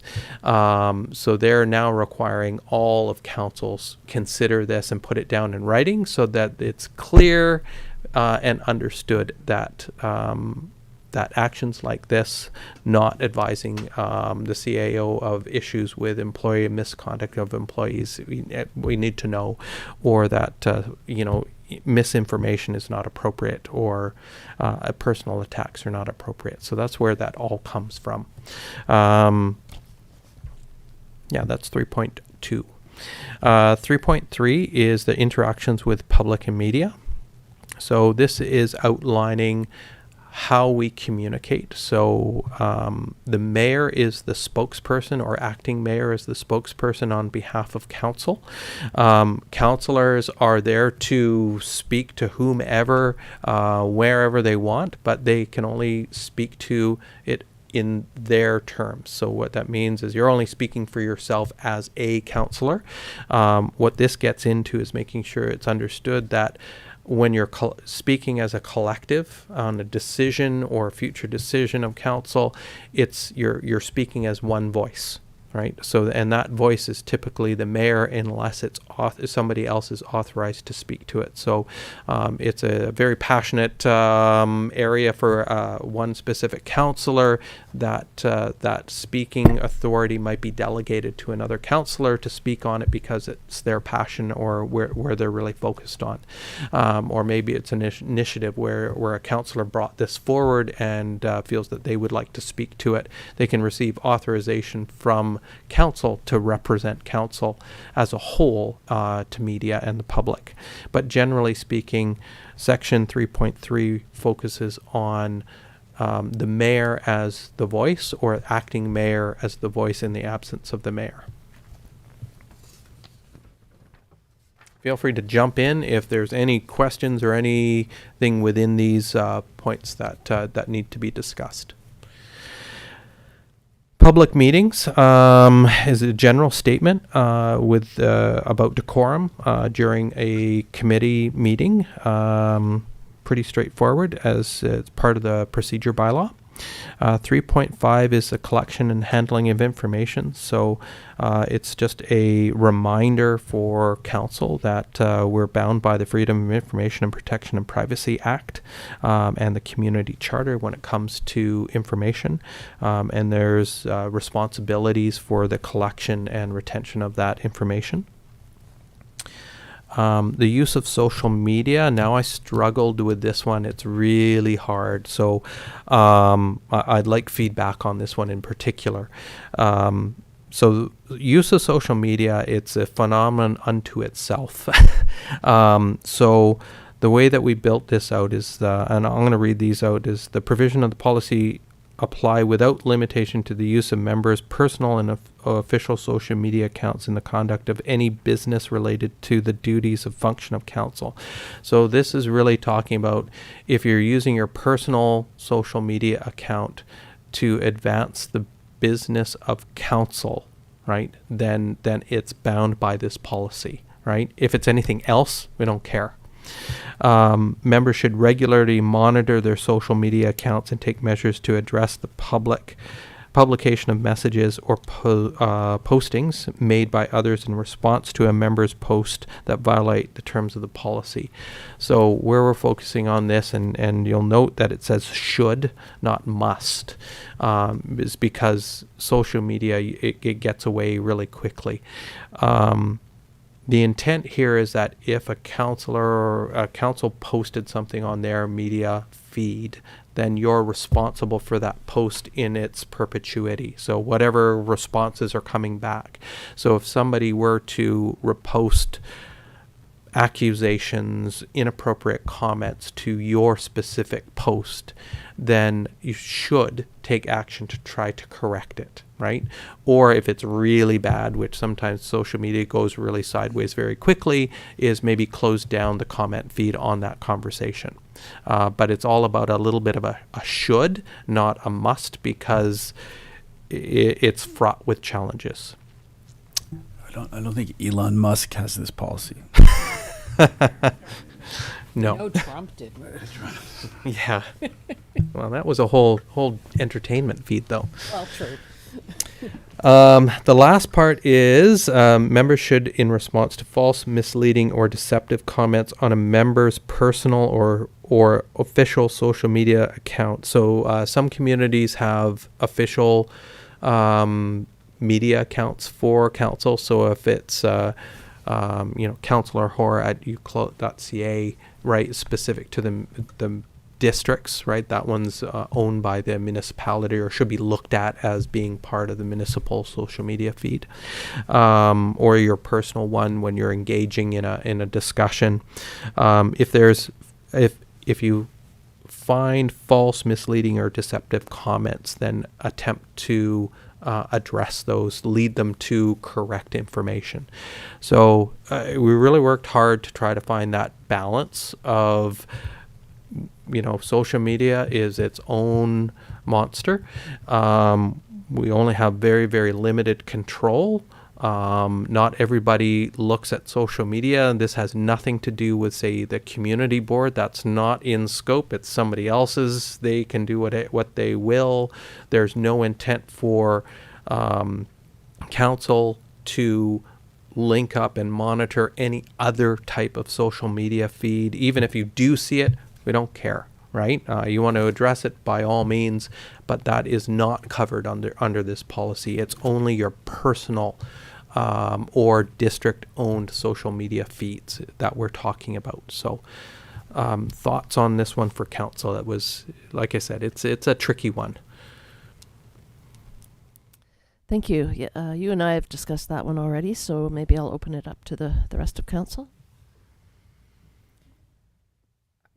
I actually pretty much like the way it reads. I don't have a problem with it at all. I know social media can get away from you, and we all know this. Thank you, Sam, for being the social media genius that you are. Yeah, I try to be very careful about what I post for reasons, because It's mostly your dinners. mostly my dinners right now. Yeah, exactly.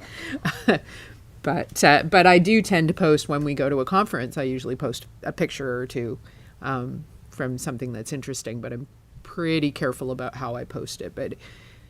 And then, yeah, you're always looking at what the comments are, because that matters. And someone might, you're away on the council's dime or on district's dime to some crazy conference. Yeah. But I do like the way this reads. So thank you, Mr. Lawrence. Councillor Anderson? Right.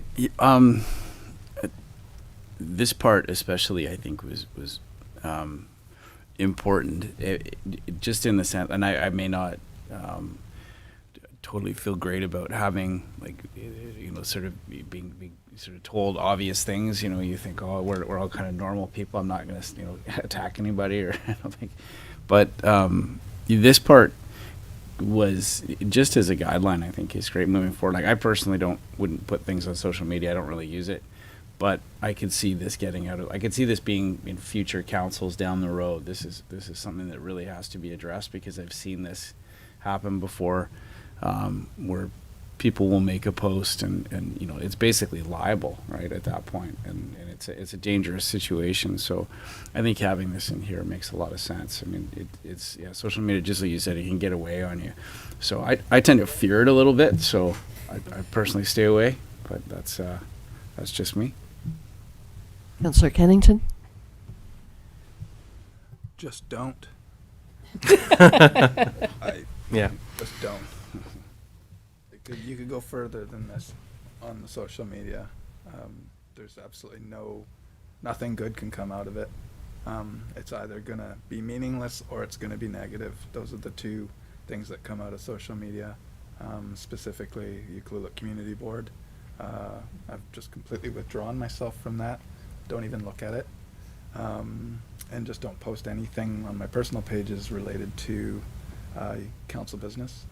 I started a councillor Facebook page and took it down because I've seen where these things can go, and it's best just to stay away. This is our social media. It's broadcast to YouTube. It's a controlled environment, and that's about as far as I'm willing to take it. Great. I think everyone likes what you've written. Okay, thank you. The next section, or next sections are pretty basic, fairly intuitive, I hope. Conflict of interest. So this just outlines and reiterates what's already in the community charter with respect to declaring conflict of interest, whether it's pecuniary or non-pecuniary, and just your roles and responsibilities with respect to conflict of interest. The use of influence section on 3.8 is, again, a lot of this is, I would hope, be incredibly obvious, that you're not allowed to use decisions of council to influence and get benefit or try to influence a decision for a specific, friend or something like that.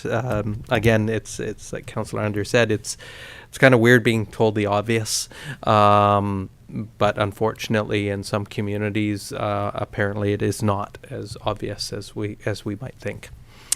And then gifts and personal benefits. And this one's a good one to touch on, because sometimes it's very murky there about making sure that there's no gifts accepted. Sometimes it gets weird for, here's a ball cap from a developer or a sweatshirt, and what constitutes a gift, what doesn't constitute a gift.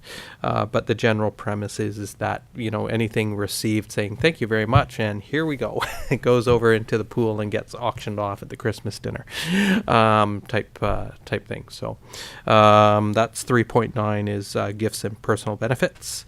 Not allowed to receive a personal benefit as per the community charter stipulates.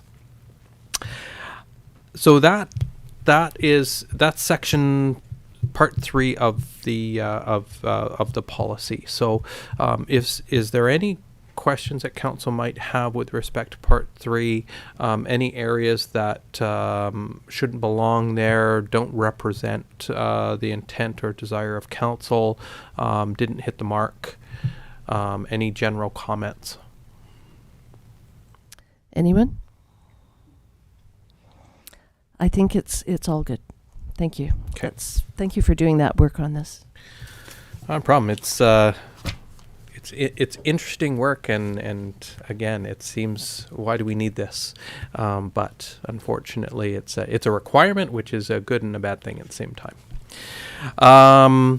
The next part is the complaint and resolution process. So within this, and I'll just give a little bit of background on this rather than going through the entire process for council. So a complaint can only be brought forward by a council member, a committee member, staff, or employee. This policy only relates to the interactions between this group or interactions as seen from this group to the public or committee or volunteer or something like that. But the public is not permitted to utilize this policy to levy a complaint, right? That's not allowed. So you can't have a third-party business say, we think you violated the respectful conduct policy, and they're going to levy a complaint. That would come to me, and I would say, nope, that doesn't fly.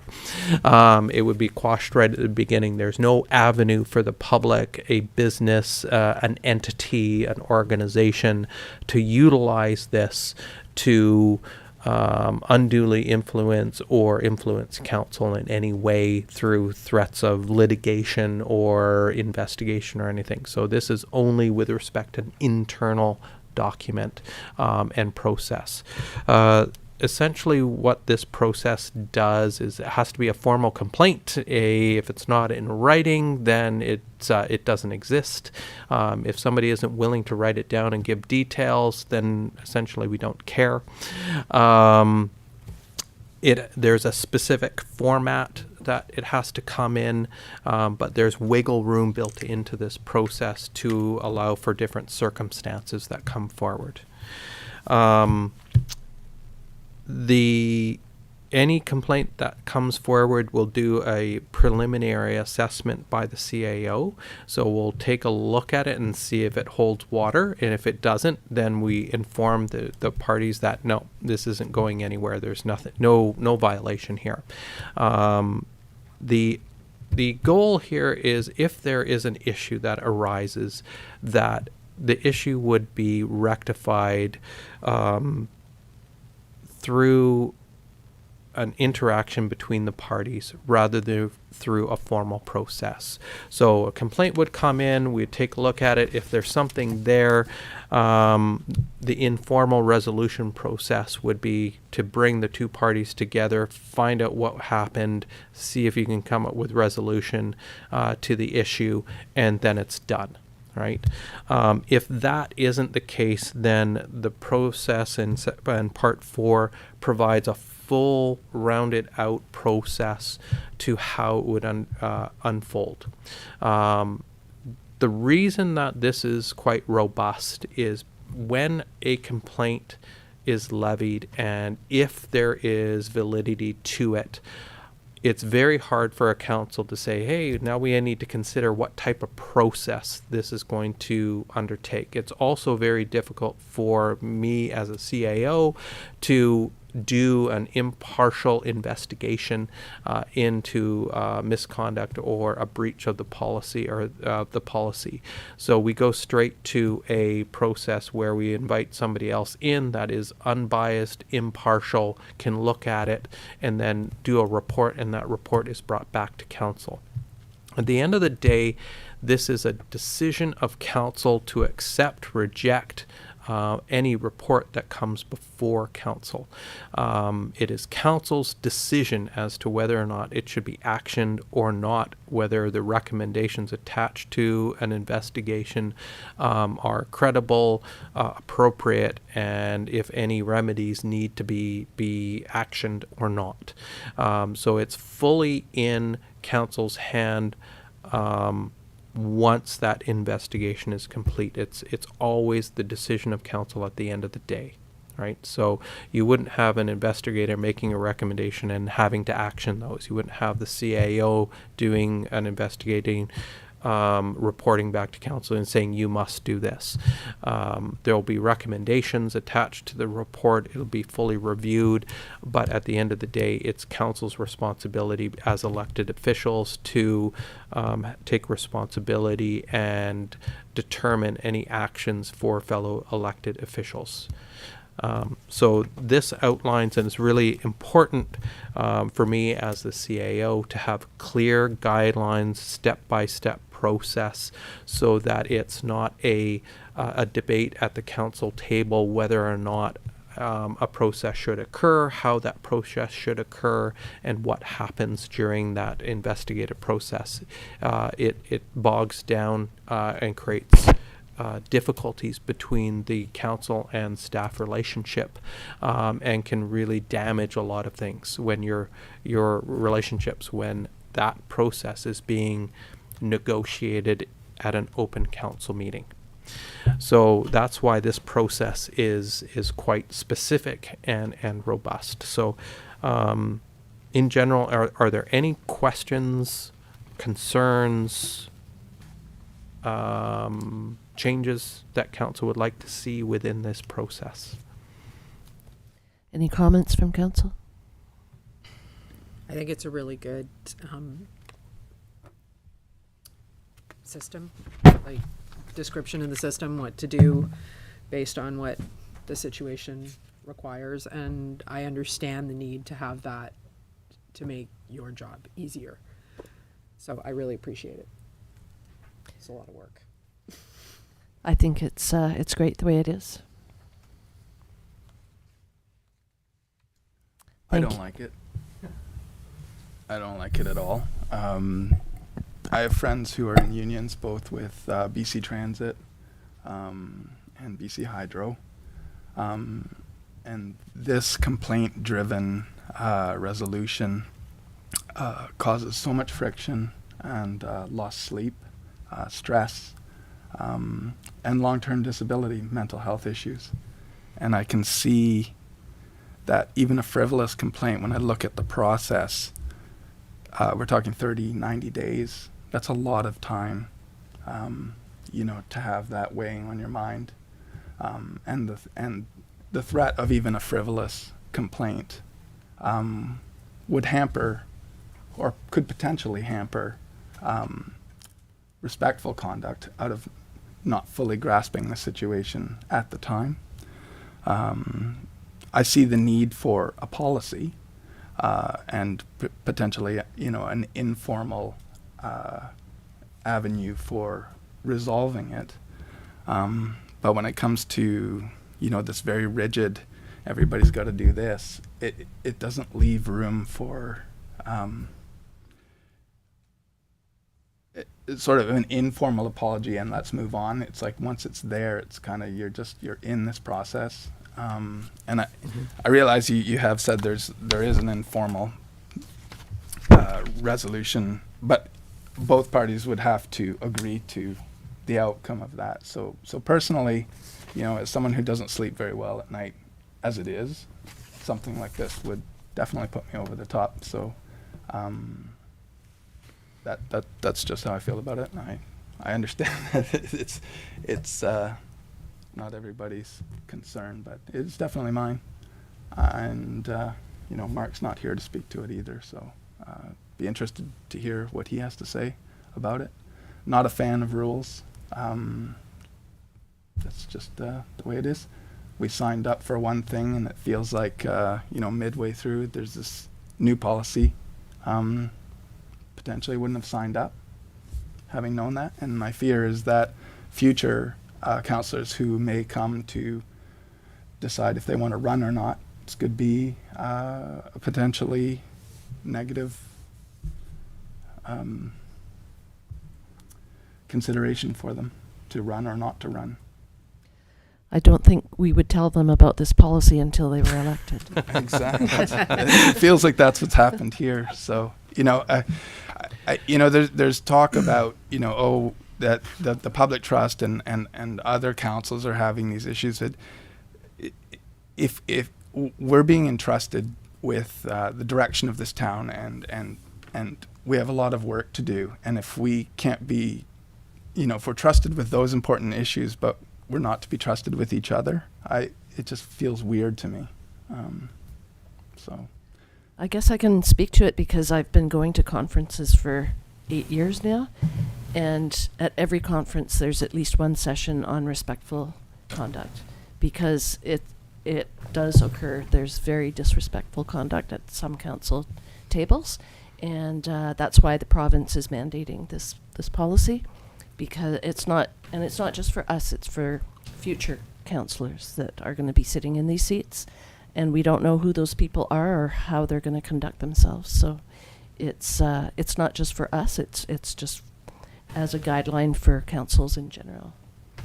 And I understand that, but at the same time, the flip side of that is that, other councils have had these issues, and so we're going to allow that to drive our process as opposed to leading by example and showing how, without all these potential negative consequences, that we can conduct ourselves professionally. As the oath we took to office, if we took that oath, so to me that's what we should be doing, and it just doesn't feel right to me as written. What changes would you make? If the process was to happen in one day, maybe. It's the long drawn out process. This is a small community, and when people start talking on Facebook, it does not matter what the truth is.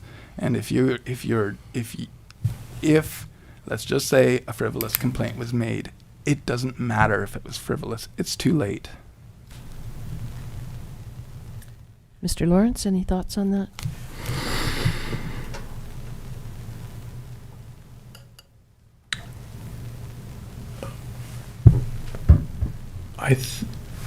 In some instances, I understand what Councillor Kennington is saying, is that once it's open, well, it's picking up a lot of more sound. It's really loud. Yeah. There might be an opportunity to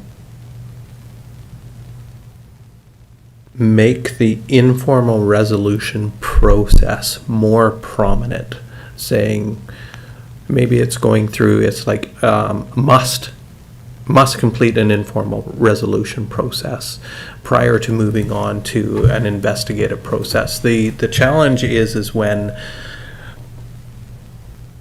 if both parties aren't willing to step forward to the table and go through an informal process, and the allegation, as the mayor has indicated, there is unfortunately council tables where behavior has been significantly undermined the effectiveness of the council table, staff council relationships,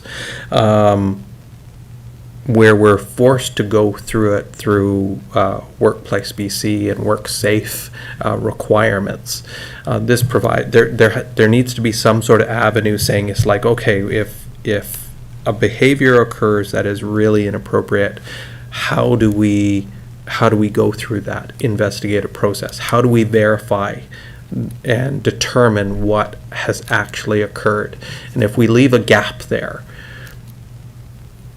what do we do in the event if something does happen and we're saying, the next council or the next council after that? And, we always hope that and anticipate that there's never going to be an incident, there's never going to be issues. I've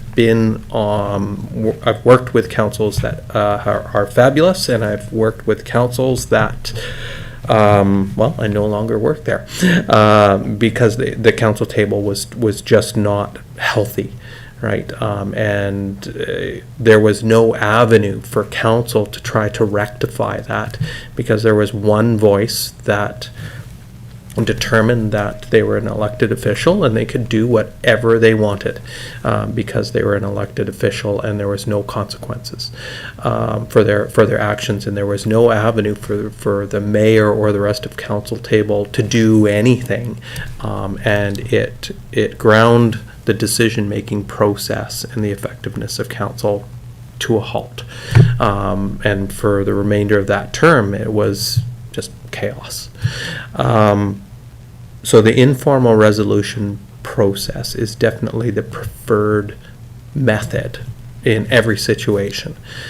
Maybe there's a way that we could highlight that to make sure that it is a requirement to go through the informal process, have a conversation, deal with it so it doesn't progress any further. But there needs to be something if that fails, I would say. With respect to doing it in one day, I don't think it's realistic. If it's an informal process, absolutely. But if if both parties aren't willing to cooperate, trying to do it in one day or setting a timeline saying, only a couple of days, I don't think is realistic. And the reason that we picked 30 days is we thought we were expediting it to make sure that you have the time to do the process, to get it done as quickly as possible, for the exact reasons that Councillor Kennington was indicating.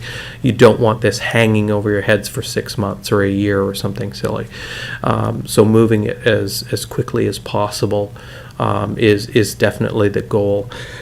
30 days, I think it definitely is a long period of time, but if you need to bring somebody in to investigate, you need the time to be able to do that.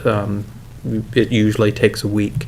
You have to arrange for the schedules to align to do the interview process. Then you have to write the report. So there is time that it just takes a little bit of time to do whenever you're doing an investigation. But we don't want to get there. I'm not sure if that helps. Ms. McCullough, is Councillor Mafty online at all? Online at the moment. He sent a text. He's unavoidably delayed. Okay, we won't be hearing from him then. I'd like to comment from wearing a different hat. So I wear the shop steward hat in my unit. And believe me, you can't do this in a day. And we try to do it very quickly, but it's very rare that we can even do an informal thing within a week. It's really important to have a process. We always try the informal stuff, but I have sat on, I can't even tell you how many, because confidentiality, investigations of various sorts. And I believe the one that took the longest took about 45 days. And that was with us trying to expedite things as much as possible. But then we had to, at that point, then we were bringing that union rep in. And so then again, you're tied to somebody's schedule. I like the idea of maybe figuring out a way to make the informal maybe a little more prominent, because that is always the first thing we do. But I will say that trying to do it within 24 hours, if you have two people that there's been an issue, trying to get them to sit in the same room in that first 24 hours is a bad idea. Because generally you want cooler heads to prevail. And you know, we always ask people, write down what happened and how you feel and all of those things. And that's really important to get the whole story from both people. And we may, you know, it's like if you and I had an issue, I would have my whole thing and I would get to read it to you, and then you would get to read yours to me. Like, it's so that everybody hears both sides. It's really, really important. And 90% of the time, it's a misunderstanding of some sort. And so you can do it informally. But you do need to have a formal system when it does fail. And I hate to say it, but it does fail. Is it Saanich?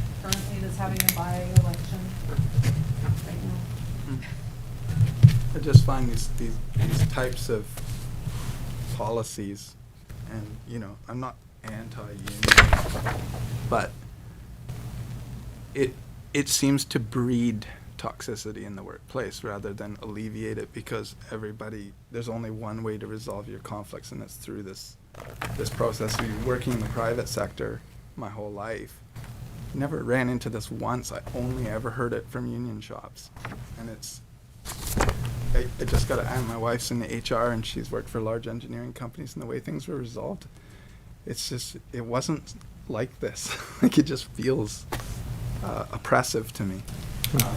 When we're here as elected officials, I know we weren't necessarily elected, but people have put their trust in us to conduct ourselves in a professional manner, and it feels like setting these rules almost says, well, you guys aren't capable of being professional, so you need these rules. That doesn't breed trust in my mind. That breeds doubt.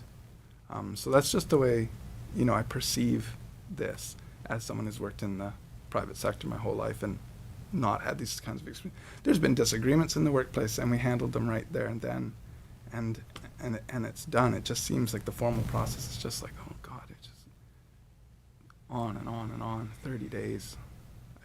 I can't see it working. So again, this is not just for us, it's for the people that will be sitting in these chairs, and we don't know who they are or how they'll behave. Exactly. One of our options is to defer it to a year before the next election, and then people who will run for that council can consider that is what they will be facing, as opposed to getting into it and then having it thrust upon them. So we do have the opportunity here to say no, we don't. So we don't have to adopt this, and I'm just presenting this side of the case, that I would never use this on somebody. So the only opportunity for this to me personally be involved in something like this is to be the recipient of it. And I'm not going to go out there and I'm not going to be a loose cannon, but sometimes people misunderstand things, and it can be resolved with sitting down through the informal process. But the threat of the formal process, where suddenly through freedom of information, the public has access to that in a town of 2,000 people that just loves to talk. So to me, that's just how I feel about it. I'm not a fan. I think I see both sides, and I get what you're saying, but I get the document. It's a set of guidelines that they just make sense. But at the at the end of the day, it does feel like the funny thing is I don't know these stories of things that happen. You hear like these little like snippets, like when we went to the LGLA about the bad behavior that's happened, and they never really go into detail about it. There was a couple little stories there, but so I can only imagine. I think I heard something about a pencil or something. I don't know, something strange. It was horrifying, but I was like, oh, I can't even see it. But it's yeah, we are a smaller town, and we all know each other. I feel like it's a little different than the bigger municipalities, or like Nanaimo or something like that. But I can't help but feel a little bit like somebody did something really bad. So just in case you do something bad, we're all kind of like, you're almost succumbing to the lowest denominator of someone's behavior and going forward. I know the idea that you're saying, and it's a really tough one. But at the same time, I get the idea that if you want to get upstream of it before it happens, I understand that as well. But there definitely is a feeling that you're kind of being babied a little bit with these things. Mr. Lawrence, what are the next steps? This is a draft, obviously, and do you have enough information to go back and maybe do some tweaks?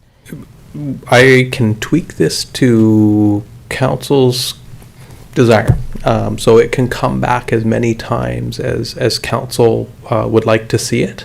At this stage, I can. What I'm hearing right now is the premise of the policy and the wording in there, there's nothing at this point in time that is like leaping out and saying, no, you just strike that section. There's definitely concern about the investigation process and formalizing that and what that can do to council relationships, and making sure that the informal process is the priority. Like, you almost must go through the informal process before it even gets to a written complaint, right? So maybe there's something that I can add in at the beginning that that's the very first thing, is informal resolution is the very first thing, and that don't even bring it to myself, is that there's a requirement for an individual that has a concern that is required to talk to the individual first, unless it is of a nature that it would be unsafe, inappropriate to do so. So if there's a harassment issue that's going on, and we have to think about this with beyond this council, is that, and just one comment with respect to that, you build these policies when there's no issues. That is the absolute best time to look at this and give it really fruitful, thoughtful consideration to make sure you get it right. If you're trying to build this when there's a problem, you're too late, right? And that makes it really, really difficult, because there is no process to deal with something that has occurred that is problematic, right? There's no avenue for, if there's an issue for a counselor or a staff person or employee, that there was inappropriate actions occurring on anywhere, is that how do they deal with it? And if there's nothing there, then they're stuck.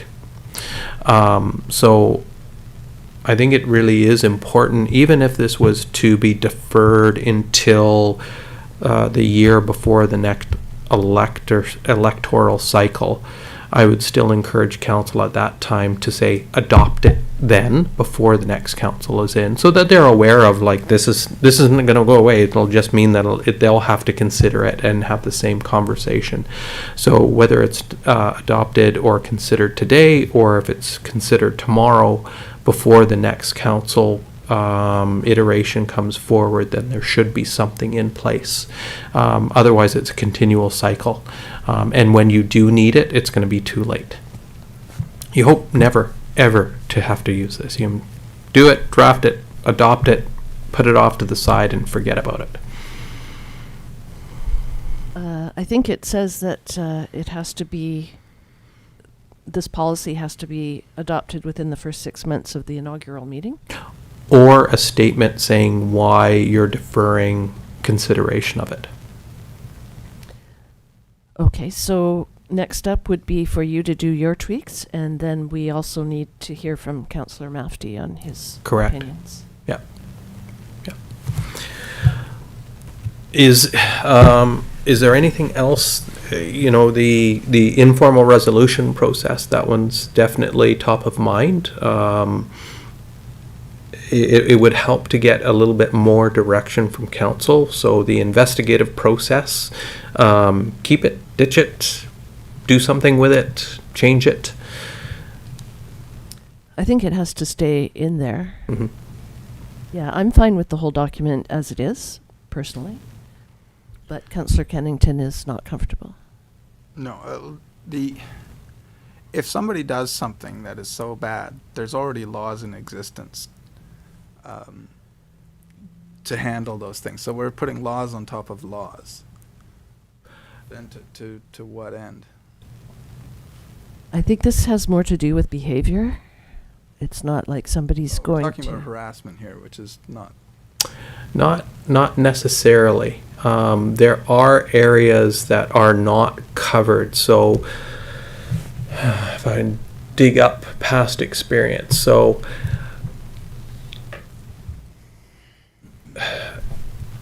a member of a council, I'm trying to be very generalistic in this, determined that it was okay for them to enter into the municipal office with their approved key, go into the CFO and CAO's office, and then dig through the documentation, the papers and that, and then bring that out and present information that they acquired from the desk of their CFO and CAO to the public. There is no law that they've broken. They're an elected official. They're able to access that information. Inappropriate. Was it requested? If it was requested, then you can give that information, but it was, it's private space. And then utilizing that information to weaponize a conversation at the council table. So what does council do in a situation where an individual takes it upon themselves to, there's nothing illegal, they're allowed to enter the municipal office and the building, they have every right, they're an elected official, there's no harassment per se, but there is an inappropriate actions on the acquiring of information, and then there's another one of leaking information, of confidential information to the public or to the media. There's no avenue within the community charter other than saying you shouldn't do this. There's no avenue for a council to say, no, Councillor X, you can't do that. Right? So that's where the problem lies within a council table as all elected officials, is there's nothing preventing councillors from acting in any manner that they wish as an elected official, provided it's within the bounds of the legal system. Right, so this is really about those ones that are kind of in between, on confidentiality, on personal interactions, civil conduct at the council table, and unfortunately, I completely agree with Councillor Kennedy. You shouldn't need this. There's an oath of office. You would expect everybody to behave in a professional, accountable, respectful manner. Open dialogue, open to discussions. Unfortunately, that doesn't always occur. This council is fantastic. I'll be blunt. I'm very impressed with the conversations, the quality of the questions, the dialogue, the disagreements that are just so respectful. I can never see that this council will need this. Future councils might. So I guess there's a great amount of pride that comes with this job, and it would be nice if people saw that we were doing the things we did because that's how we conduct ourselves, not because we had something hanging over our heads. It kind of demeans our actions in the sense that we don't have a shotgun to our back and we're behaving this way, which is professional, and they're doing that because they have to. There's a difference, and in my mind there's a difference, and some of that pride is gone with the policy. Well, not the policy. I think the policy is good. Everything that's in there is good. These are all good points. It's the consequences. Go sit in the corner with the dunce cap on. It feels oppressive, and it's insulting, and that's just kind of how I feel about it. Any other comments? Councillor Anderson? So we're not allowed to go through the CFO's desk? Apparently, we have. You wouldn't find anything. It's all digital now, so it's kind of a moot point. I don't know. Maybe there's a way to connect here. I don't know. I know how you feel, and I know it's kind of a tough feeling to have. But and there is like a sort of ignominious distinction of being part of an investigation. So if there's maybe a wider berth at the beginning for the informal process, like you said, maybe there is a way to placate this in a way that I don't know. Maybe we talk more about it. Yeah. I think we'll end it there and leave it in your hands and move on. I will work with that and bring it back to council for further consideration, see what I can come up with. Great, thank you. Okay. What's next on there? So just the last part of that, again, I wanted to reiterate is, so if this was adopted, 4.110, so that final determination by council, and that's that safeguard that's in place, that council makes the final decision on anything that comes forward. So that policy there is very important. It's only elected officials that can make the determination moving forward. Confidentiality is covered off in that, and because this is a part of the public process, most of it it's as an elected official, it is front and center. Everything's pretty much out in the open there. So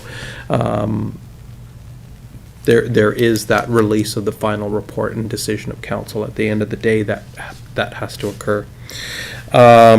Another area of consideration is the last one, or last two there. So they're vexatious and allegations and complaints that can be dealt with very easily.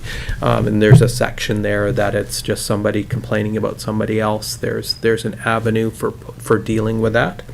But there is a section 4.3, which is, looks like my numbering got wonky.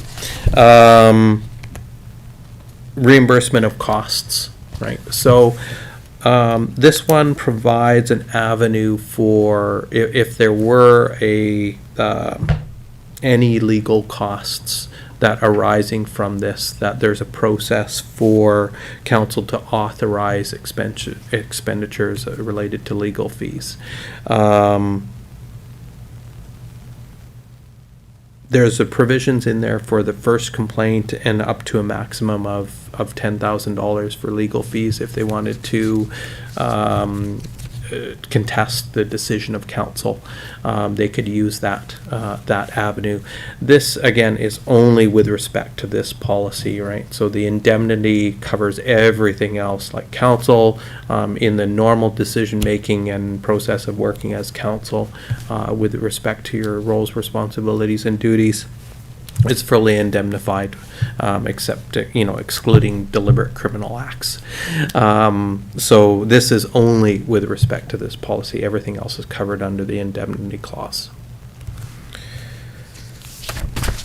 The last bit, there's two more parts. One is remedies. I'm not going to go through that. This is a list of possibilities that could be considered if there was a breach and if council considered that it was justified. This is some of the actions that council could consider.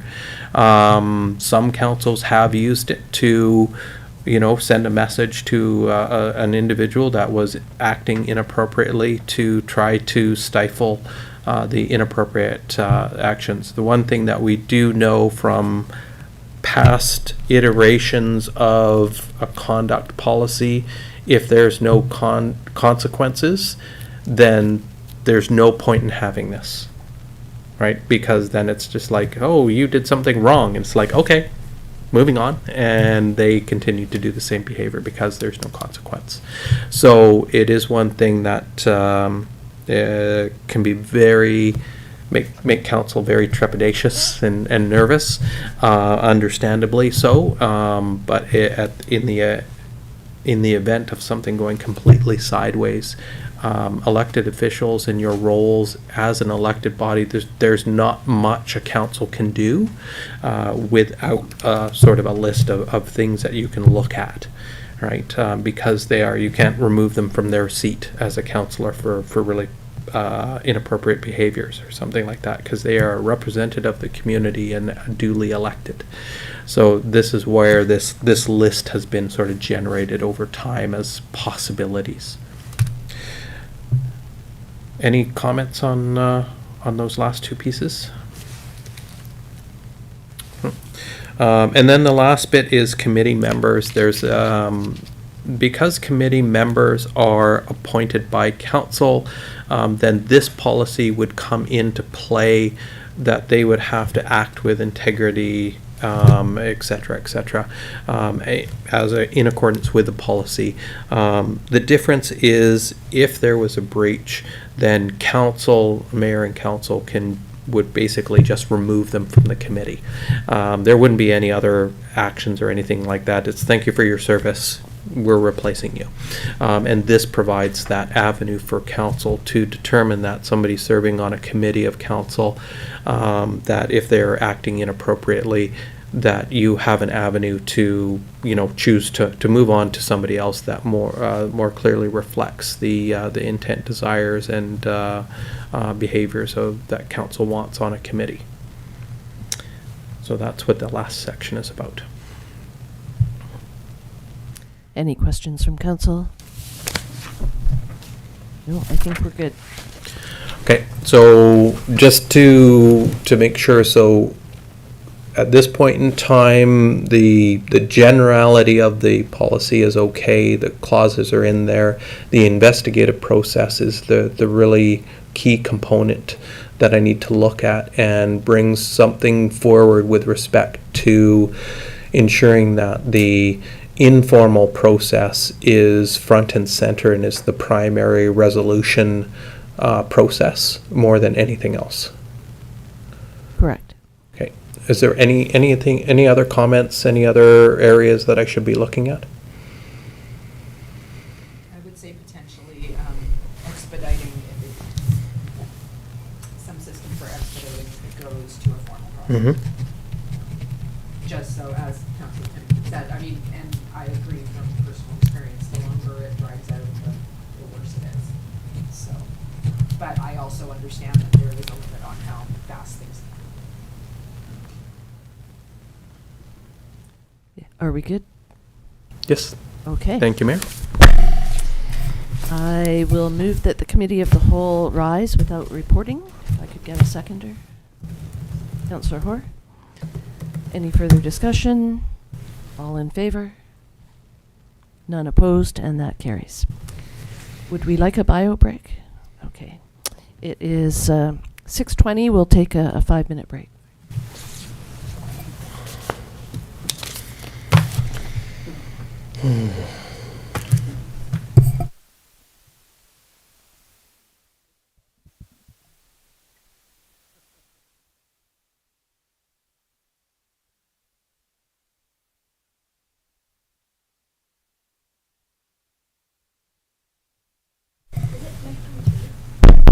Yep. Nope, 3.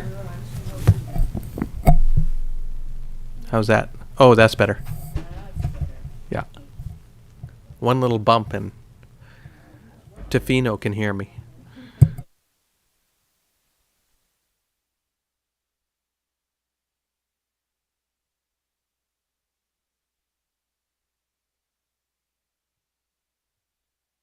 Test. No, go up. Hello. You silenced Councillor. There we go. Yeah, that's better. Turned off Councillor Hoare's mic.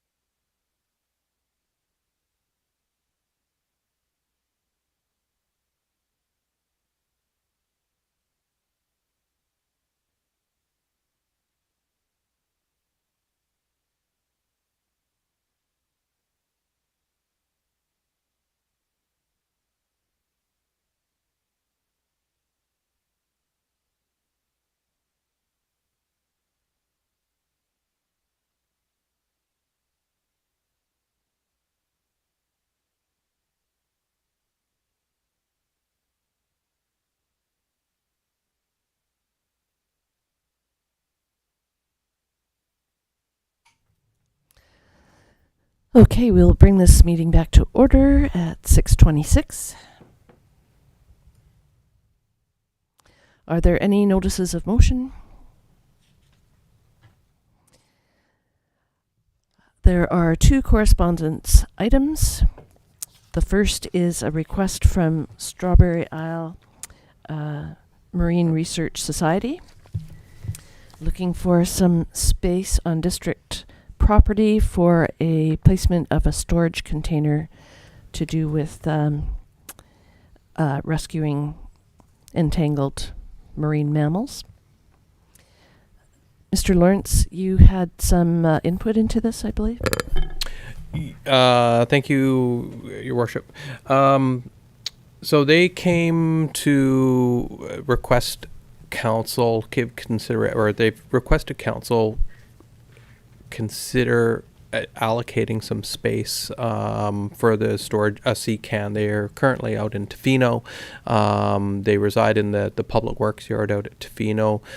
Most of their volunteers now live in Yuki, and Tofino apparently doesn't have space for them anymore, so they're looking for a new home.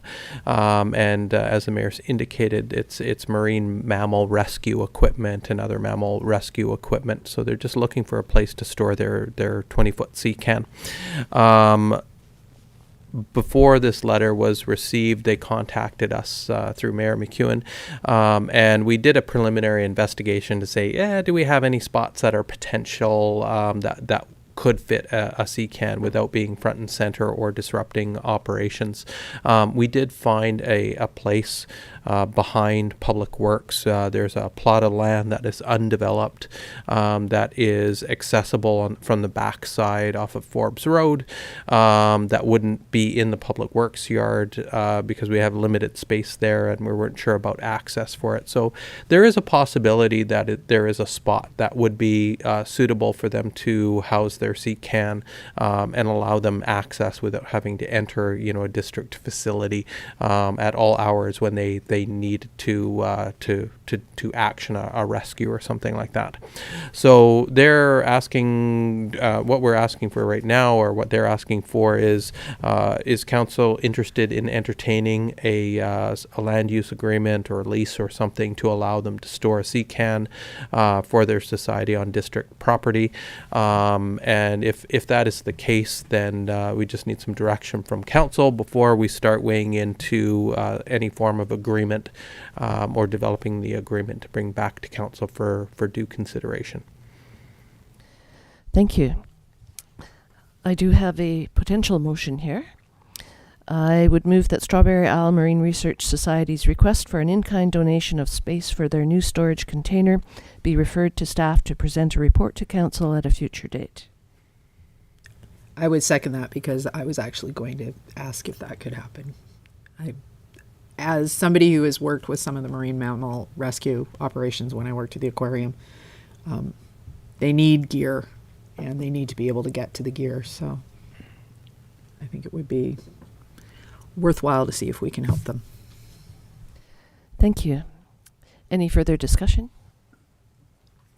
All in favor? None opposed, and that carries.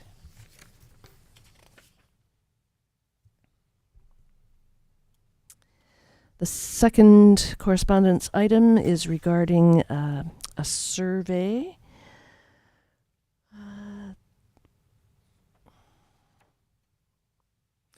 SFU students are working with an organization called KARST, Radon, and they are asking our municipality to participate in a 36-question survey. Any thoughts on that?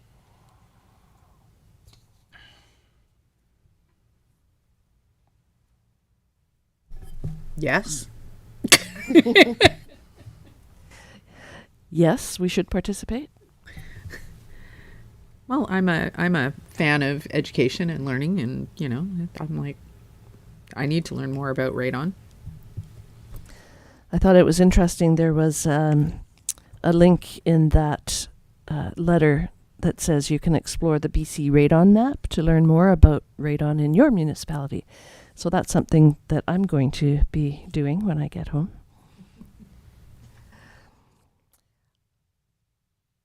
I think the access to the survey is in a link to this. So we don't need a resolution, Mr. Lawrence. It's just anybody that wants to take the survey takes it. Correct. Okay. Perfect. And we have one information item. It was an email from Matt Harpage regarding Lot 13. I think this was meant to be addressed at our last council meeting when Lot 13. It was received after the fact. Too late to make the agenda or in-person representation. Okay, great. So that's just information item. So we're moving on to mayor's announcements and council committee reports.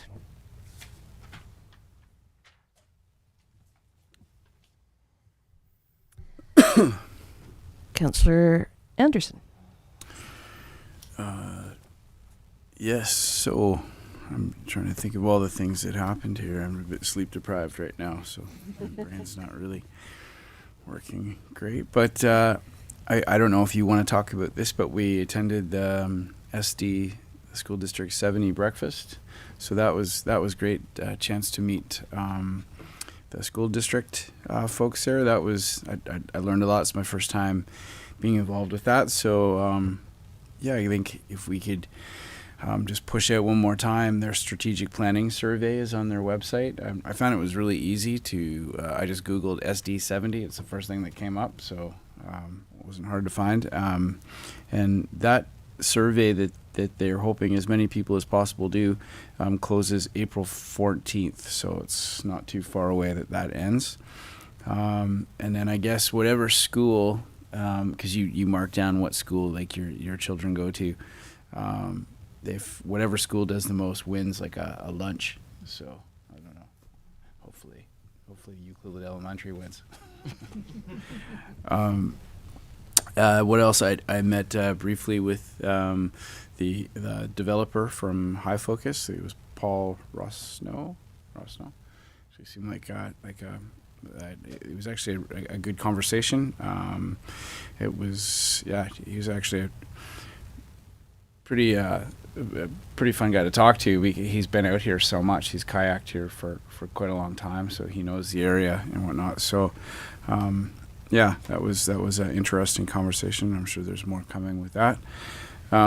Social procurement meeting is tomorrow morning, and then after that, I believe we have the BCF meeting. So.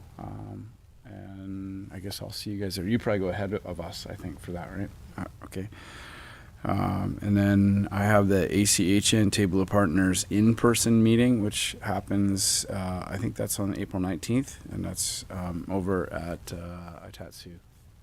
Happens there. And I think that's it for me. Any questions for Councillor Anderson? I'm looking forward to your takeaways on social procurement. No pressure. I'll see what I come up with. Councillor Hoare. So since the last meeting, we had a Harbour Authority meeting, which we were all in attendance at. The SD70 breakfast, yeah, that was a good one, actually. And I agree, there was a lot of information. And, I do the survey, but I don't have kids in the school system. So I'm like, what do you say, right? But yeah, it was really informative, actually. And I look forward to having more connections with them. I was glad that the MOU happened so that we can get, Jeff was sitting here, badminton going again, and all of those things in the gym. On the 5th, I attended the Trail Society meeting, and they have a new naturalist who starts on May 1st. So that'll be exciting. So watch for new and unusual things coming from Josh. I haven't met Josh yet, but looking forward to that. On the 6th, I also did the fishing training with some of the staff, and the mayor, and that was kind of fun because that morning I got a phishing email and then sat in training about it. Yeah, and just all about cybercrime and security and stuff. So that was just very interesting and informative, actually. And that brings us up to date, and except that we have AVICC this week, which is always fun. Thank you. Any questions for Councillor Hoare? Was there a phishing email sent out because of that? Because I just happened to get one that day, and You probably got the same one from the mayor. yeah, you Or probably you needed not some from the mayor, but from the mayor in quotes. gift cards right away, Yeah. secretly. I probably get one of those about every 3 to 4 weeks of some sort. And often it looks like it's from the mayor or another councillor, but yeah. You kind of get used to seeing them. It was good training though. Great. Thank you. Councillor Kennington. I also met with Paul from Acoustics, and it was an interesting meeting. They came with quite a plan, but it was also nice to have that conversation where it felt like at least they were listening to what the community needs are. They're kind of come out with a grand scheme, and I think everybody that went to a meeting with them sort of told them the same thing, and they're very receptive to it. So I'm looking forward to seeing what they come back with. I think they'll be good to work with. I've worked with Acoustics in the past, so we're in good hands. I also don't think it was a phishing email, but I'll know if I don't get reimbursed for all those gift cards I bought. That's all I have. Thank you. Any questions for Councillor Kennington? Just a comment, your text to the mayor during the phishing training was really quite, it was like, oh, isn't this appropriate? It's almost like it was planned. Great. Okay. March 29th, I met with Acoustics as well regarding High Focus Island. I was the last person they met with. And so he prefaced all his remarks by saying, what we've been hearing is, so clearly there was a sort of a common message from all of us. And they are going back to the drawing board. So that's great. Great that you've had experience with them. That's good to know. March 30th was our Harbour Authority meeting. There were 6 recommendations that staff are going to come up with a report for us on. March 31st was the breakfast at Blackrock with SD70 trustees and staff. And it's been few and far between that they have come to meet with us. I think it was once last term and once the term before. So I think they had a lot of fun with us actually at breakfast, and they stated that they want to meet with us more regularly. So that would be a really great thing to have that connection ongoing. April 5th, I was at the ACRD. There was a workshop by West Coast Aquatic. BC is developing a coastal marine strategy with First Nations, and Tawny Lem was the instructor. There were 6 outcomes and 30 policy intentions that we discussed throughout that workshop. Really interesting day. Not too many of us showed up for it, but it was really interesting. And the West Coast Aquatic would have information on their website about this. And April 6th was the fishing workshop with Julian and Nikki, our IT support team, and it was really great and good information for sure. Any questions for me? Okay, this is now question period. This is an opportunity for the public to ask questions and provide comments on items that have been addressed on today's agenda. Items not related to today's agenda will not be heard. Are there any questions from the audience? I think there was going to be one, but he just couldn't wait. And I think it was about weekends at the school. Anyway. Are there any questions by Zoom or telephone? Please.